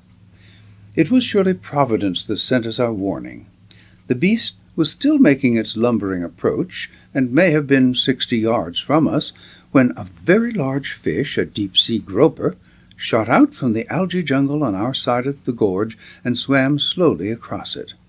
It had reached the centre, and was about midway between the creature and ourselves, when it gave a convulsive leap, turned belly upwards, and sank dead to the bottom of the ravine. At the same moment each of us felt an extraordinary and most unpleasant tingling pass over our whole bodies, while our knees seemed to give way beneath us. Old Maracot was as wary as he was audacious, and in an instant he had sized up the situation and realized that the game was up. We were faced by some creature which threw out electric waves to kill its prey, and our pikes were of no more use against it than against a machine-gun. Had it not been for the lucky chance that the fish drew its fire, we should have waited until it was near enough to loose off its full battery, which would infallibly have destroyed us. We blundered off as swiftly as we could, with the resolution to leave the gigantic electric sea-worm severely alone for the future. These were some of the more terrible of the dangers of the deep. Yet another was the little black hydrops ferox, as the professor named him. He was a red fish, not much longer than a herring, with a large mouth and a formidable row of teeth. He was harmless in ordinary circumstances, but the shedding of blood, even the very smallest amount of it, attracted him in an instant, and there was no possible salvation for the victim, who was torn to pieces by swarms of the attackers. We saw a horrible sight once at the colliery pits, where a slave worker had the misfortune to cut his hand. In an instant, coming from all quarters, thousands of these fish were on to him. In vain he threw himself down and struggled. In vain his horrified companions beat them away with their picks and shovels. The lower part of him, beneath his bell, dissolved before our eyes amid the cloud of vibrant life which surrounded him. One instant we saw a man, the next there was a red mass with white protruding bones. A minute later the bones only were left below the waist, and half a clean-picked skeleton was lying at the bottom of the sea. The sight was so horrifying that we were all ill, and the hard-boiled Scanlon actually fell down in a faint, and we had some difficulty in getting him home. But the strange sights which we saw were not always horrifying. I have in mind one which will never fade from our memory. It was on one of those excursions which we delighted to take, sometimes with an Atlantean guide, and sometimes by ourselves, when our hosts had learned that we did not need constant attendance and nursing. We were passing over a portion of the plain with which we were quite familiar, when we perceived to our surprise that a great patch of light yellow sand, half an acre or so in extent, had been laid down or uncovered since our last visit. We were standing in some surprise, wondering what submarine current or seismic movement could have brought this about, when to our absolute amazement the whole thing rose up and swam with slow undulations immediately above our heads. It was so huge that the great canopy took some appreciable time, a minute or two, to pass from over us. It was a gigantic flatfish, not different, so far as the professor could observe, from one of our own little dabs, but grown to this enormous size upon the nutritious food which the bathybian deposits provide. It vanished away into the darkness above us, a great, glimmering, flickering white and yellow expanse, and we saw it no more. There was one other phenomenon of the deep sea which was very unexpected. That was the tornadoes which frequently occur. They seem to be caused by the periodical arrival of violent submarine currents which set in with little warning and are terrific while they last, causing as much confusion and destruction as the highest wind would do upon land. No doubt without these visitations there would be that putridity and stagnation which absolute immobility must give, so that, as in all nature's processes, there was an excellent object in view, but the experience none the less was an alarming one. On the first occasion when I was caught in such a watery cyclone, I had gone out with that very dear lady to whom I have alluded, Mona, the daughter of Manda. There was a very beautiful bank loaded with algae of 1,000 varied colours, which lay a mile or so from the colony. This was Mona's very special garden, which she greatly loved, a tangle of pink serpularia, purple ophiurids, and red holothurians. On this day she had taken me to see it, and it was while we were standing before it that the storm burst. So strong was the current which suddenly flowed upon us that it was only by holding together and getting behind the shelter of rocks that we could save ourselves from being washed away. I observed that this rushing stream of water was quite warm, almost as warm as one could bear, which may show that there is a volcanic origin in these disturbances, and that they are the wash from some submarine disturbance in some far-off region of the ocean bed. The mud of the great plain was stirred up by the rush of the current, and the light was darkened by the thick cloud of matter suspended in the water around us. To find our way back was impossible, for we had lost all sense of direction, and in any case could hardly move against the rush of the water. Then, on top of all else, a slowly increasing heaviness of the chest and difficulty of breathing warned me that our oxygen supply was beginning to fail us. It is at such times, when we are in the immediate presence of death, that the great primitive passions float to the surface and submerge all our lesser emotions. It was only at that moment that I knew that I loved my gentle companion, loved her with all my heart and soul, loved her with a love which was rooted deep down, and was part of my very self. How strange a thing is a love like that! How impossible to analyze! It was not for her face or figure, lovely as they were. It was not for her voice, though it was more musical than any I have known. Nor was it for mental communion, since I could only learn her thoughts from her sensitive, ever-changing face. No, it was something at the back of her dark, dreamy eyes, something in the very depths of her soul, as of mine, which made us mates for all time. I held out my hand and clasped her own, reading in her face that there was no thought or emotion of mine which was not flooding her own receptive mind and flushing her lovely cheek. Death at my side would present no terror to her, and as for myself, my heart throbbed at the very thought. But it was not to be. One would think that our glass coverings excluded sounds, but as a matter of fact the throb of certain air vibrations penetrated them easily, or by their impact started similar vibrations within.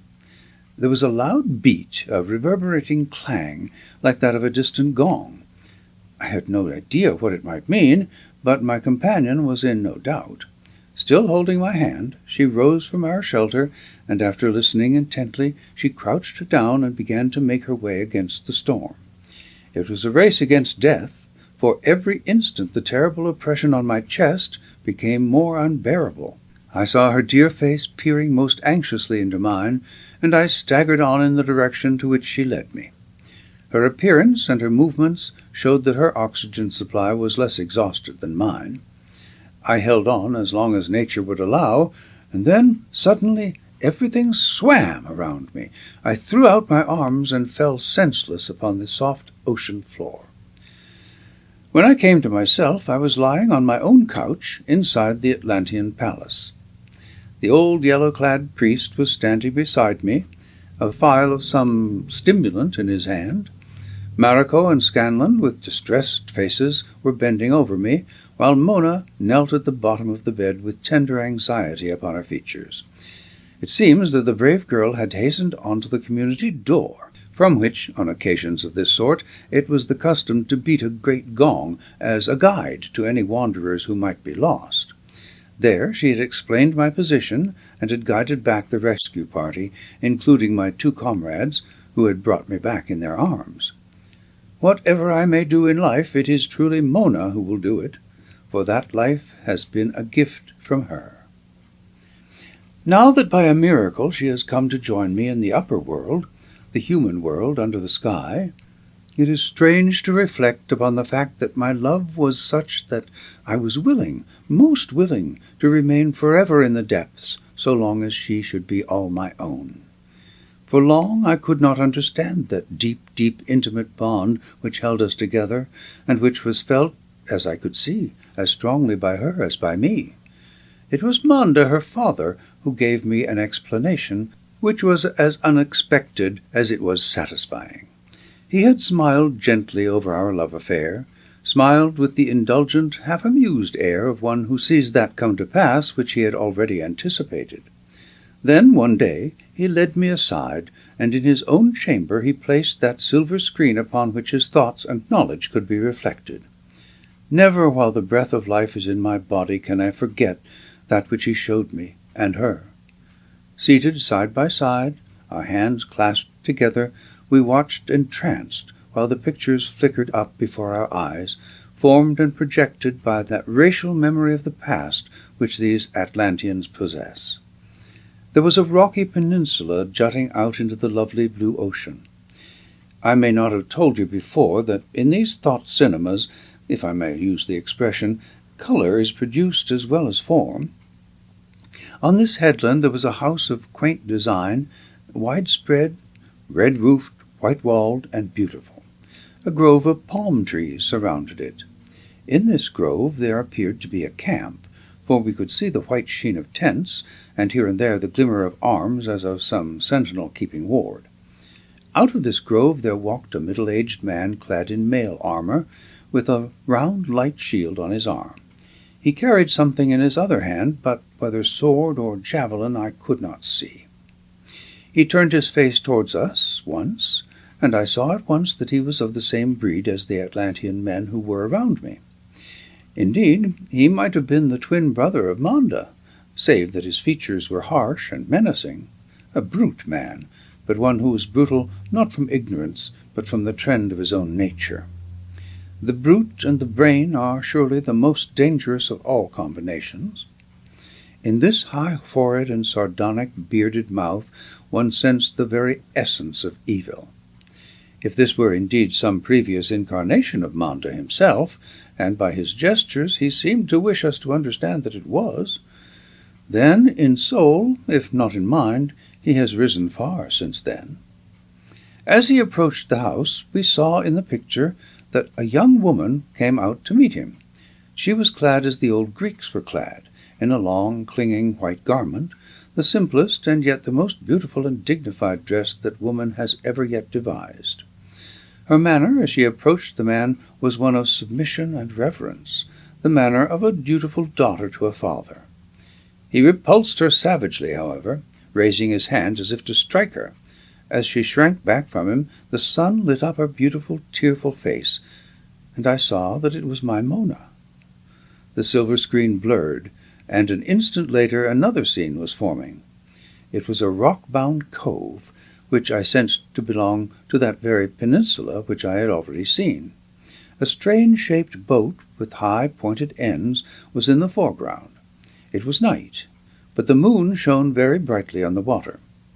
The familiar stars, the same to Atlantis as to us, glittered in the sky. Slowly and cautiously the boat drew in.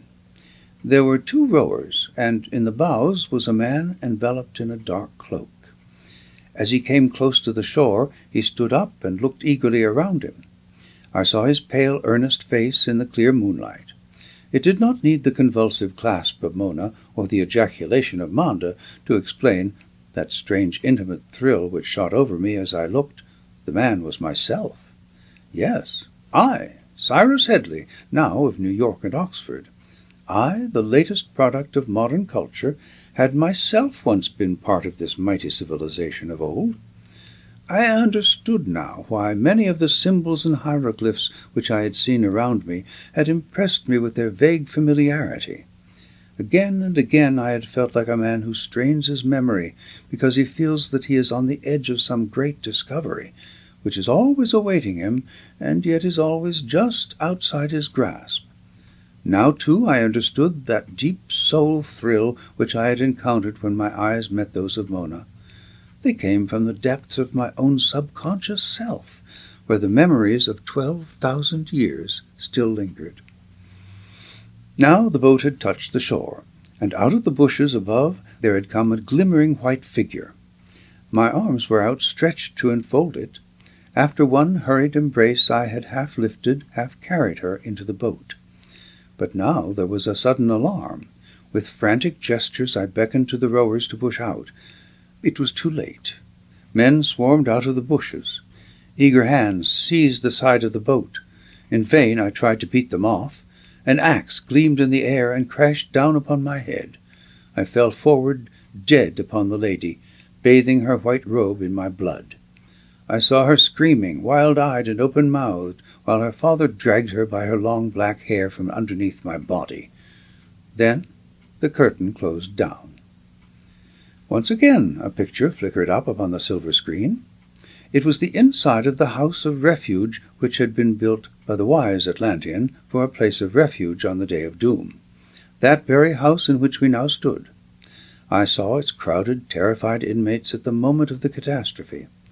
There I saw my Mona once again, and there also was her father, who had learned better and wiser ways, so that he was now included among those who might be saved.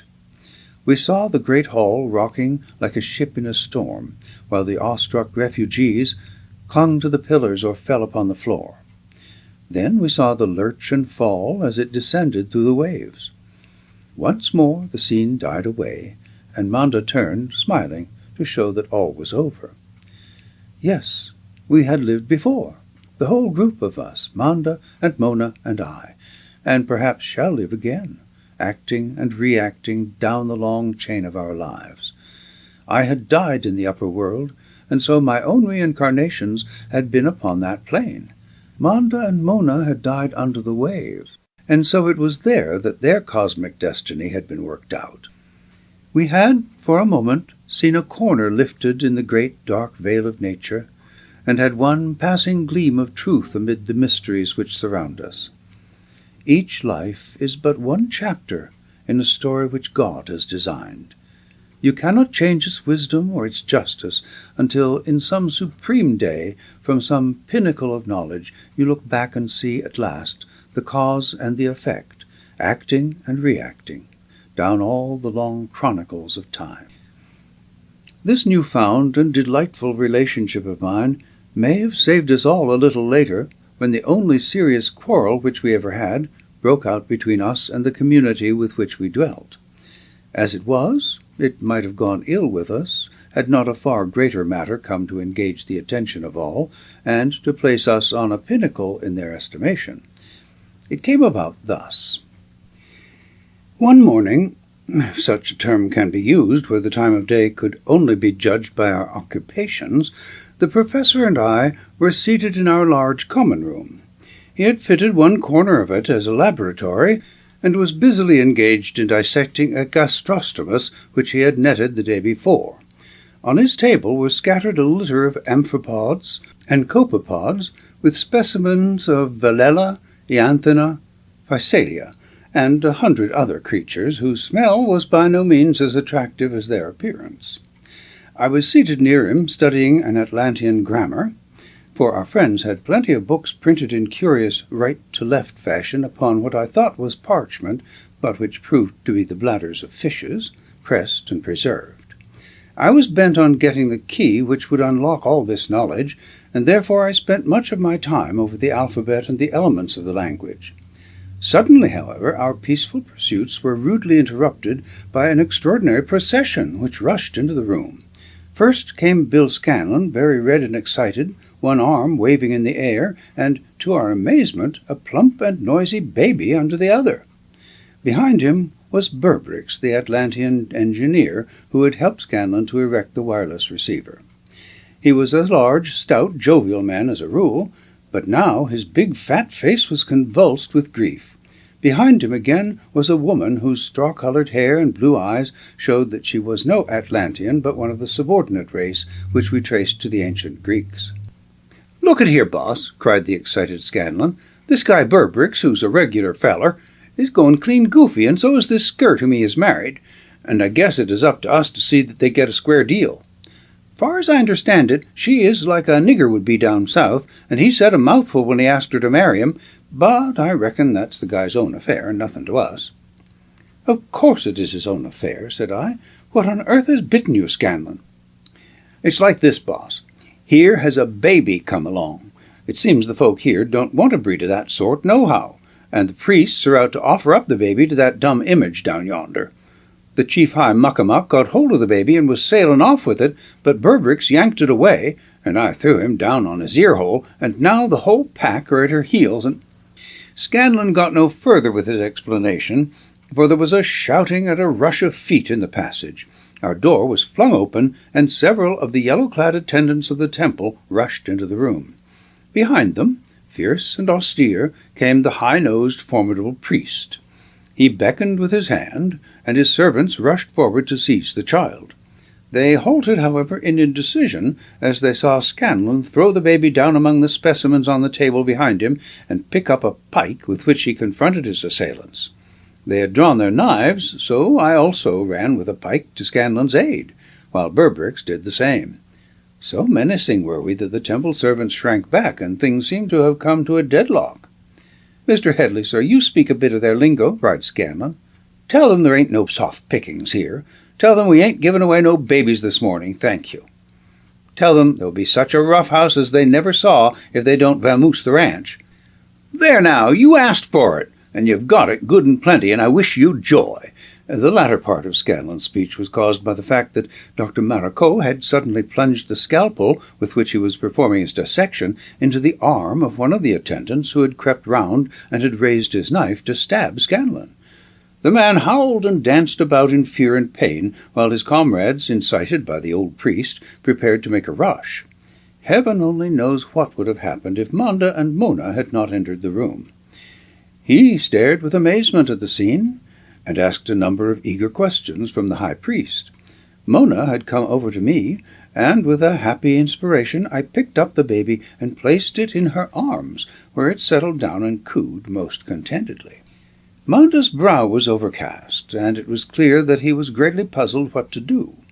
He sent the priest and his satellites back to the temple, and then he entered into a long explanation, only part of which I could understand and pass on to my companions. "You are to give up the baby," I said to Scanlon.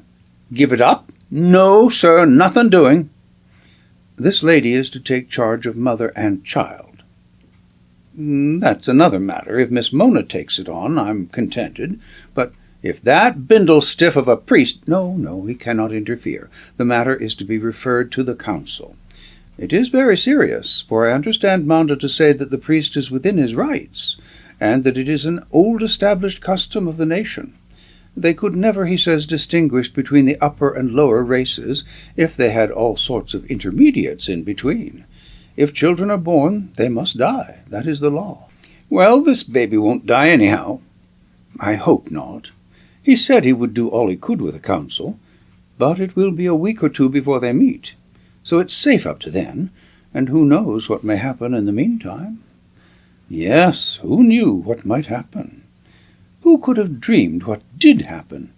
Out of this is fashioned the next chapter of our adventures. Copeland. End of section 6. I have already said that within a short distance of the underground dwelling of the Atlanteans, prepared beforehand to meet the catastrophe which overwhelmed their native land, there lay the ruins of that great city of which their dwelling had once been part.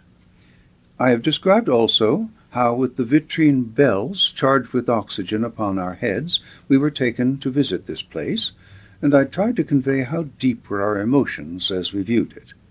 No words can describe the tremendous impression produced by those colossal ruins, the huge carved pillars and gigantic buildings, all lying stark and silent in the grey phosphorescent light of the bathybian deeps, with no movement save the slow wash of the giant fronds in the deep-sea currents, or the flickering shadows of the great fish which passed through the gaping doors or flitted round the dismantled chambers. It was a favourite haunt of ours, and under the guidance of our friend Manda, we passed many an hour examining the strange architecture and all the other remains of that vanished civilization, which bore every sign of having been, so far as material knowledge goes, far ahead of our own. I have said material knowledge. Soon we were to have proof that in spiritual culture there was a vast chasm which separated them from us. The lesson which we carry from their rise and their fall is that the greatest danger which can come to a state is when its intellect outruns its soul. It destroyed this old civilization, and it may yet be the ruin of our own. We had observed that in one part of the ancient city there was a large building which must have stood upon a hill, for it was still considerably elevated above the general level. A long flight of broad steps constructed from black marble led up to it, and the same material had been used in most of the building, but it was nearly obscured now by a horrible yellow fungus, a fleshy, lustrous mass which hung down from every cornice and projection. Above the main doorway, carved also in black marble, was a terrible Medusa-like head with radiating serpents, and the same symbol was repeated here and there upon the walls. Several times we had wished to explore this sinister building, but on each occasion our friend Manda had shown the greatest agitation, and by frantic gestures had implored us to turn away. It was clear that so long as he was in our company we should never have our way, and yet a great curiosity urged us to penetrate the secret of this ominous place. We held a council on the matter one morning, Bill Scanlon and I. "Look at here, Bo," said he.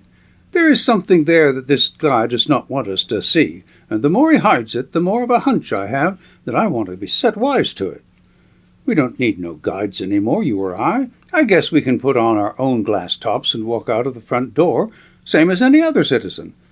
Let us go down and explore." "Why not?" said I, for I was as curious about the matter as Scanlon.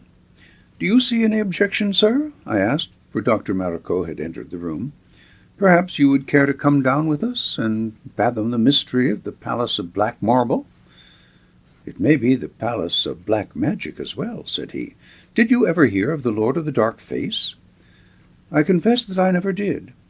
I forget if I have said before that the professor was a world-famed specialist on comparative religions and ancient primitive beliefs. Even the distant Atlantis was not beyond the range of his learning. "Our knowledge of the conditions there came to us chiefly by way of Egypt," said he. "It is what the priests of the temple at Sais told Solon, which is the solid nucleus round which all the rest, part fact and part fiction, has gathered." "And what wisecracks did the priests say?" asked Scanlon. "Well, they said a good deal, but among other things they handed down a legend of the Lord of the Dark Face. I can't help thinking that he may have been the master of the Black Marble Palace. Some say that there were several lords of the Dark Face, but one at least is on record." "And what sort of a duck was he?" asked Scanlon. "Well, by all accounts, he was more than a man, both in his power and in his wickedness. Indeed, it was on account of these things, and on account of the utter corruption which he had brought upon the people, that the whole land was destroyed. Like Sodom and Gomorrah. Exactly. There would seem to be a point where things become impossible. Nature's patience is exhausted, and the only course open is to smear it all out and begin again. This creature, one can hardly call him a man, had trafficked in unholy arts, and had acquired magic powers of the most far-reaching sort, which he turned to evil ends. That is the legend of the Lord of the Dark Face.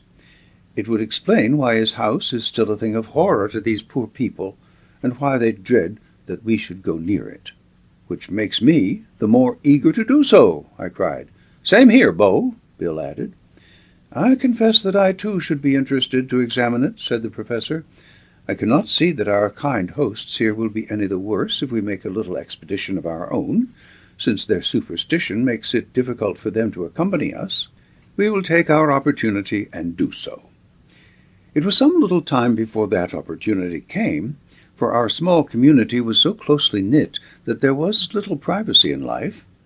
It chanced, however, one morning, so far as we could with our rough calendar reckon night and morning, there was some religious observance which assembled them all and took up all their attention.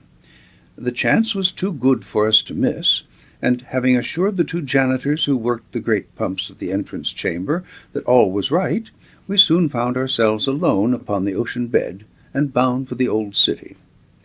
Progress is slow through the heavy medium of salt water, and even a short walk is wearying, but within an hour we found ourselves in front of the huge black building which had excited our curiosity. With no friendly guide to check us, and no presentiment of danger, we ascended the marble stair and passed through the huge carved portals of this palace of evil.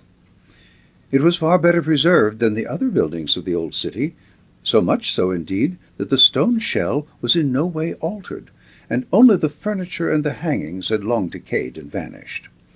Nature, however, had brought her own hangings, and very horrible they were. It was a gloomy, shadowy place at the best, but in those hideous shadows lurked the obscene shapes of monstrous polyps and strange misformed fish, which were like the creations of a nightmare. Especially I remember an enormous purple sea-slug which crawled in great numbers everywhere, and large black flatfish which lay like mats upon the floor, with long waving tentacles tipped with flame vibrating above them in the water. We had to step carefully, for the whole building was filled with hideous creatures which might well prove to be as poisonous as they looked. There were richly ornamented passages with small side rooms leading out from them, but the center of the building was taken up by one magnificent hall, which in the days of its grandeur must have been one of the most wonderful chambers ever erected by human hands. In that gloomy light we could see neither the roof nor the full sweep of the walls, but as we walked round, our lamps casting tunnels of light before us, we appreciated its huge proportions and the marvelous decorations of the walls. These decorations took the form of statues and ornaments, carved with the highest perfection of art, but horrible and revolting in their subjects. All that the most depraved human mind could conceive of Sadic cruelty and bestial lust was reproduced upon the walls. Through the shadows, monstrous images and horrible imaginings loomed round us on every side. If ever the devil had a temple erected in his honor, it was there. So, too, was the devil himself, for at one end of the room, under a canopy of discolored metal, which may well have been gold, and on a high throne of red marble, there was seated a dreadful deity, the very impersonation of evil, savage, scowling, and relentless, modelled upon the same lines as the Baal whom we had seen in the Atlantean colony, but infinitely stranger and more repulsive. There was a fascination in the wonderful vigor of that terrible countenance, and we were standing with our lamps playing upon it, absorbed in our reflections, when the most amazing, the most incredible thing came to break in upon our reflections. From behind us there came the sound of a loud, derisive, human laugh. Our heads were, as I have explained, enclosed in our glass bells, from which all sound was excluded, nor was it possible for anyone wearing a bell to utter any sound. and yet that mocking laugh fell clear upon the ears of each of us. We sprang round and stood amazed at what was before us. Against one of the pillars of the hall a man was leaning, his arms folded upon his chest, and his malevolent eyes fixed with a threatening glare upon ourselves. I have called him a man, but he was unlike any man whom I have ever seen, and the fact that he both breathed and talked as no man could breathe or talk, and made his voice carry as no human voice could carry, told us that he had that in him which made him very different from ourselves. Outwardly he was a magnificent creature, not less than 7 feet in height, and built upon the lines of a perfect athlete, which was the more noticeable as he wore a costume which fitted tightly upon his figure, and seemed to consist of glazed black leather. His face was that of a bronze statue, a statue wrought by some master craftsman in order to depict all the power and also all the evil which the human features could portray. It was not bloated or sensual, for such characteristics would have meant weakness, and there was no trace of weakness there. On the contrary, it was extraordinarily clean-cut and aquiline, with an eagle nose, dark bristling brows, and smouldering black eyes, which flashed and glowed with an inner fire.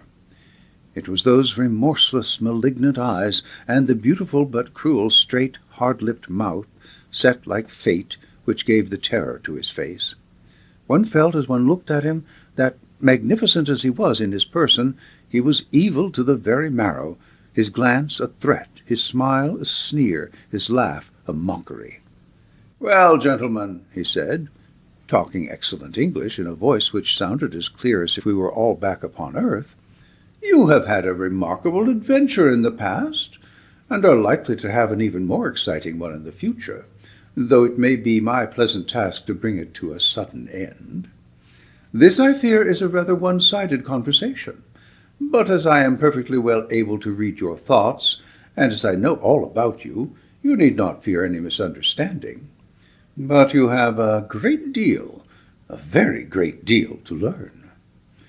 We looked at each other in helpless amazement. It was hard, indeed, to be prevented from comparing notes as to our reactions to this amazing development. Again we heard that rasping laugh. "Yes, it is indeed hard. But you can talk when you return, for I wish you to return, and to take a message with you. If it were not for that message, I think that this visit to my home would have been your end. But first of all, I have a few things which I wish to say to you. I will address you, Dr. Maracot, as the oldest and presumably the wisest of the party, though none could have been very wise to make such an excursion as this. You hear me very well, do you not? That is right. A nod or a shake is all I ask. Of course you know who I am. I fancy you discovered me lately. No one can speak or think of me that I do not know it.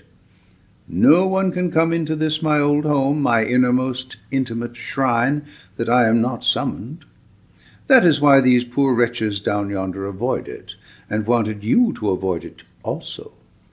You would have been wiser if you had followed their advice. You have brought me to you, and when once I am brought, I do not readily leave. Your mind, with its little grain of earth science, is worrying itself over the problems which I present. How is it that I can live here without oxygen? I do not live here. I live in the great world of men under the light of the sun. I only come here when I am called as you have called me. But I am an ether-breathing creature. There is as much ether here as on a mountain-top. Some of your own people can live without air. The cataleptic lies for months and never breathes. I am even as he, but I remain, as you see me, conscious and active. Now you worry as to how you can hear me. Is it not the very essence of wireless transmission that it turns from the ether to the air? So I, too, can turn my words from my etheric utterance to impinge upon your ears through the air which fills those clumsy bells of yours. And my English, well, I hope it is fairly good. I have lived some time on earth. Oh, a weary, weary time. How long is it? Is this the 11,000th or the 12,000th year? The latter, I think. I have had time to learn all human tongues. My English is no better than the rest. Have I resolved some of your doubts? That is right. I can see if I cannot hear you. But now I have something more serious to say. I am Baal Sipa. I am the Lord of the Dark Face. I am he who went so far into the inner secrets of nature that I could defy death himself. I have so handled things that I could not die if I would. Some will stronger than my own is to be found if I am ever to die. O mortals, never pray to be delivered from death. It may seem terrible, but eternal life is infinitely more so. To go on and on and on while the endless procession of humanity goes past you, to sit ever at the wayside of history and to see it go, ever moving onwards and leaving you behind. Is it a wonder that my heart is black and bitter, and that I curse the whole foolish drove of them? I injure them when I can. Why should I not? You wonder how I can injure them. I have powers, and they are not small ones. I can sway the minds of men. I am the master of the mob. Where evil has been planned, there have I ever been. I was with the Huns when they laid half Europe in ruins. I was with the Saracens when under the name of religion they put to the sword all who gainsayed them. I was out on Bartholomew's night. I lay behind the slave trade. It was my whisper which burned 10,000 old crones whom the fools called witches. I was the dark man who led the mob in Paris when the streets swam in blood. Rare times those, but they have been even better of late in Russia. That is whence I have come. I had half forgotten this colony of sea rats who burrow under the mud and carry on a few of the arts and legends of that grand land where life flourished as never since. It is you who reminded me of them, for this old home of mine is still united by personal vibrations of which your science knows nothing to the man who built and loved it. I knew that strangers had entered it. I inquired, and here I am. So, now, since I am here, and it is the first time for 1,000 years, it has reminded me of these people. They have lingered long enough. It is time for them to go. They are sprung from the power of one who defied me in his life, and who built up this means of escape from the catastrophe which engulfed all but his people and myself. His wisdom saved them, and my powers saved me. But now my powers will crush those whom he saved, and the story will be complete. He put his hand into his breast, and he took out a piece of script. "You will give this to the chief of the water rats," said he. "I regret that you gentlemen should share their fate, but since you are the primary cause of their misfortune, it is only justice, after all. I will see you again later. Meanwhile, I would commend a study of these pictures and carvings, which will give you some idea of the height to which I had raised Atlantis during the days of my rule. Here you will find some record of the manners and customs of the people when under my influence. Life was very varied, very highly colored, very many-sided. In these drab days, they would call it an orgy of wickedness. Well, call it what you will. I brought it about. I rejoiced in it, and I have no regrets.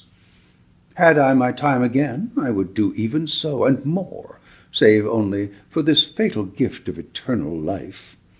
Warda, whom I curse, and whom I should have killed before he grew strong enough to turn people against me, was wiser than I in this. He still revisits Earth, but it is as a spirit, not a man. And now I go. You came here from curiosity, my friends. I can but trust that that curiosity is satisfied." And then we saw him disappear. Yes, before our very eyes he vanished. It was not done in an instant. He stood clear of the pillar against which he had been leaning. His splendid towering figure seemed blurred at the edges. The light died out of his eyes, and his features grew indistinct. Then, in a moment, he had become a dark whirling cloud which swept upwards through the stagnant water of this dreadful hall. Then he was gone, and we stood gazing at each other and marveling at the strange possibilities of life. We did not linger in that horrible palace. It was not a safe place in which to loiter. As it was, I picked one of those noxious purple slugs off the shoulder of Bill Scanlon, and I was myself badly stung in the hand by the venom spat at me by a great yellow lamelli branch. As we staggered out, I had one last impression of those dreadful carvings, the devil's own handiwork, upon the walls, and then we almost ran down the darksome passage, cursing the day that ever had we been fools enough to enter it. It was joy indeed to be out in the phosphorescent light of the Bathybian plain, and to see the clear, translucent water once again around us. Within an hour we were back in our home once more. With our helmets removed, we met in consultation in our own chamber. The professor and I were too overwhelmed with it all to be able to put our thoughts into words. It was only the irrepressible vitality of Bill Scanlon which rose superior. "Holy smoke!" said he. "We are up against it now. I guess this guy is the big noise out of hell. Seems to me, with his pictures and statues and the rest, he would make the wardsman of a red light precinct look like 2 cents. How to handle him, that's the question." Dr. Maracot was lost in thought. Then he rang the bell and summoned our yellow-clad attendant. "Manda," said he. A minute later our friend was in the room. Maracot handed him the fateful letter. Never have I admired a man as I did Manda at that moment. We had brought threatened ruin upon his people and himself by our unjustifiable curiosity. We, the strangers whom he had rescued when everything was hopelessly lost. And yet, though he turned a ghastly colour as he read the message, there was no touch of reproach in the sad brown eyes which turned upon us. He shook his head, and despair was in every gesture. "Baal Sipa, Baal Sipa," he cried, and pressed his hands convulsively to his eyes, as if shutting out some horrible vision. He ran about the room like a man distracted with his grief, and finally rushed away to read the fatal message to the community. We heard a few minutes later the clang of the great bell which summoned them all to conference in the central hall. "Shall we go?" I asked. Dr. Maracot shook his head. "What can we do? For that matter, what can they do? What chance have they against one who has the powers of a demon?" "As much chance as a bunch of rabbits against a weasel," said Scanlon. "But by gosh, it's up to us to find a way out. I guess we can't go out of our way to raise the devil, and then pass the buck to the folk that saved us." "What do you suggest?" I asked eagerly, for behind all his slang and his levity I recognized the strong, practical ability of this modern man of his hands. "Well, you can search me," said he, "and yet maybe this guy is not as safe as he thinks. A bit of it may have got worn out with age, and he's getting on in years, if we can take his word for it." "You think we might attack him?" "Lunacy," interjected the doctor. Scanlon went to his locker. When he faced round, he had a big 6-shooter in his hand. "What about this?" he said.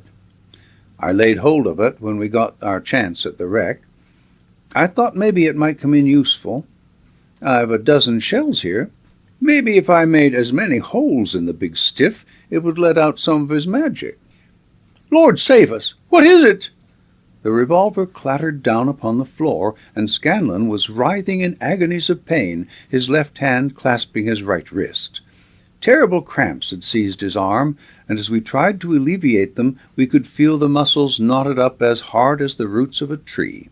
The sweat of agony streamed down the poor fellow's brow. Finally, utterly cowed and exhausted, he fell upon his bed. "That lets me out," he said. "I'm through. Yes, thank you, the pain is better, but it is K.O. to William Scanlon. I've learned my lesson. You don't fight hell with 6-shooters, and it's no use to try. I give him best from now onwards." "Yes, you have had your lesson," said Maracot, "and it has been a severe one." "Then you think our case is hopeless?" "What can we do when, it would seem, he is aware of every word and action? And yet we will not despair." He sat in thought for a few moments. "I think," he resumed, "that you, Scanlon, had best lie where you are for a time. You have had a shock from which it will take you some time to recover. If there is anything doing, count me in, though I guess we can cut out the rough stuff. said our comrade bravely, but his drawn face and shaking limbs showed what he had endured. "There is nothing doing, so far as you are concerned. We at least have learned what is the wrong way to go to work. All violence is useless. We are working on another plane, the plane of spirit. Do you remain here, Headley. I am going to the room which I use as a study. Perhaps if I were alone I could see a little more clearly what we should do." Both Scanlon and I had learned to have a great confidence in Maracot. If any human brain could solve our difficulties, it would be his. And yet, surely we had reached a point which was beyond all human capacity. We were as helpless as children in the face of forces which we could neither understand nor control. Scanlon had fallen into a troubled sleep. My own one thought, as I sat beside him, was not how we should escape, but rather what form the blow would take and when it would fall. At any moment I was prepared to see the solid roof above us sink in, and the walls collapse, and the dark waters of the lowest deep close in upon those who had defied them so long. Then suddenly the great bell pealed out once more. Its harsh clamour jarred upon every nerve. I sprang to my feet, and Scanlon sat up in bed. It was no ordinary summons which rang through the old palace. The agitated, tumultuous ringing, broken and irregular, was calling an alarm. All had to come, and at once. It was menacing and insistent. "Come now, come at once, leave everything and come," cried the bell. "Say, Bo, we should be with them," said Scanlon. "I guess they're up against it now. And yet what can we do? Maybe just the sight of us will give them a bit of heart. Anyhow, they must not think that we are quitters. Where's the doc?" He went to his study. "But you are right, Scanlon. We should be with the others, and let them see that we are ready to share their fate. The poor boobs seem to lean on us in a way. It may be that they know more than we, but we seem to have more sand in our craw than they. I guess they have taken what was given to them, and we have had to find things out for ourselves. Well, it's time for the deluge, if the deluge has got to be." But as we approached the door, a most unexpected interruption detained us. Dr. Maracot stood before us. But was it indeed the Dr. Maracot whom we had known, this self-assured man with strength and resolution shining from every feature of his masterful face? The quiet scholar had been submerged, and here was a superman, a great leader, a dominant soul, who might mold mankind to his desires. "Yes, friends, we shall be needed. All may yet be well. But come at once, or it may be too late. I will explain everything later, if there is any later for us." "Yes, yes, we are coming." The latter words, with appropriate gesture, were spoken to some terrified Atlanteans who had appeared at the door and were eagerly beckoning to us to come. It was a fact, as Scanlon had said, that we had shown ourselves several times to be stronger in character and prompter in action than these secluded people, and now at this hour of supreme danger they seemed to cling to us. I could hear a subdued murmur of satisfaction and relief as we entered the crowded hall and took the places reserved for us in the front row. It was time that we came, if we were indeed to bring any help. The terrible presence was already standing upon the dais, and facing, with a cruel, thin-lipped, demoniacal smile, the cowering folk before him. Scanlon's simile of a bunch of rabbits before a weasel came back to my memory as I looked round at them. They sank together, holding on to each other in their terror, and gazing wide-eyed at the mighty figure which towered above them, and the ruthless, granite-hued face which looked down upon them. Never can I forget the impression of those semicircular rows, tier above tier, of haggard, wild-eyed faces, with their horrified gaze all directed toward the central dais. It would seem that he had already pronounced their doom, and that they stood in the shadow of death, waiting for its fulfillment.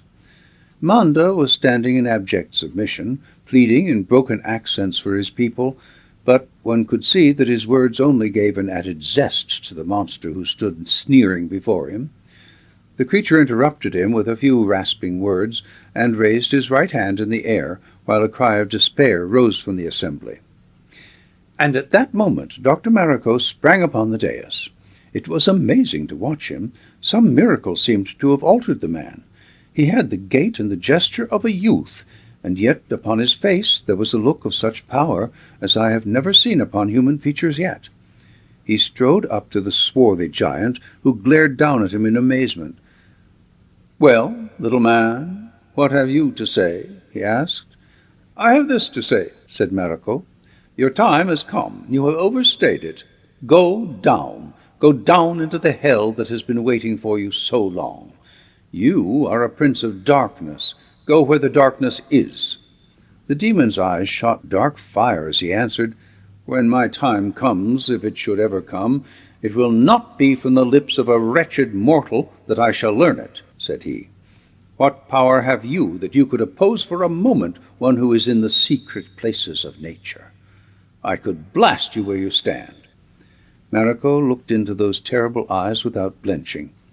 It seemed to me that it was the giant who flinched away from his gaze.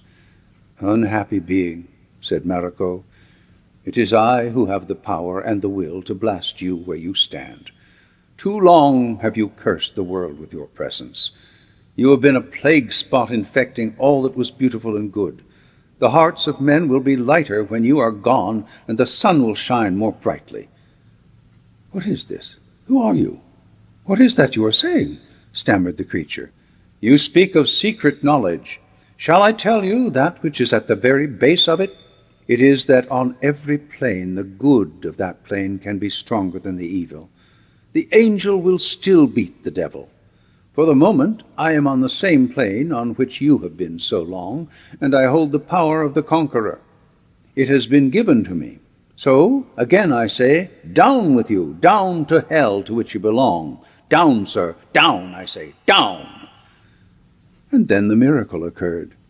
For a minute or more, how can one count time at such moments, the two beings, the mortal and the demon, faced each other as rigid as statues, glaring into each other's eyes with inexorable will upon the two faces, the dark one and the fair.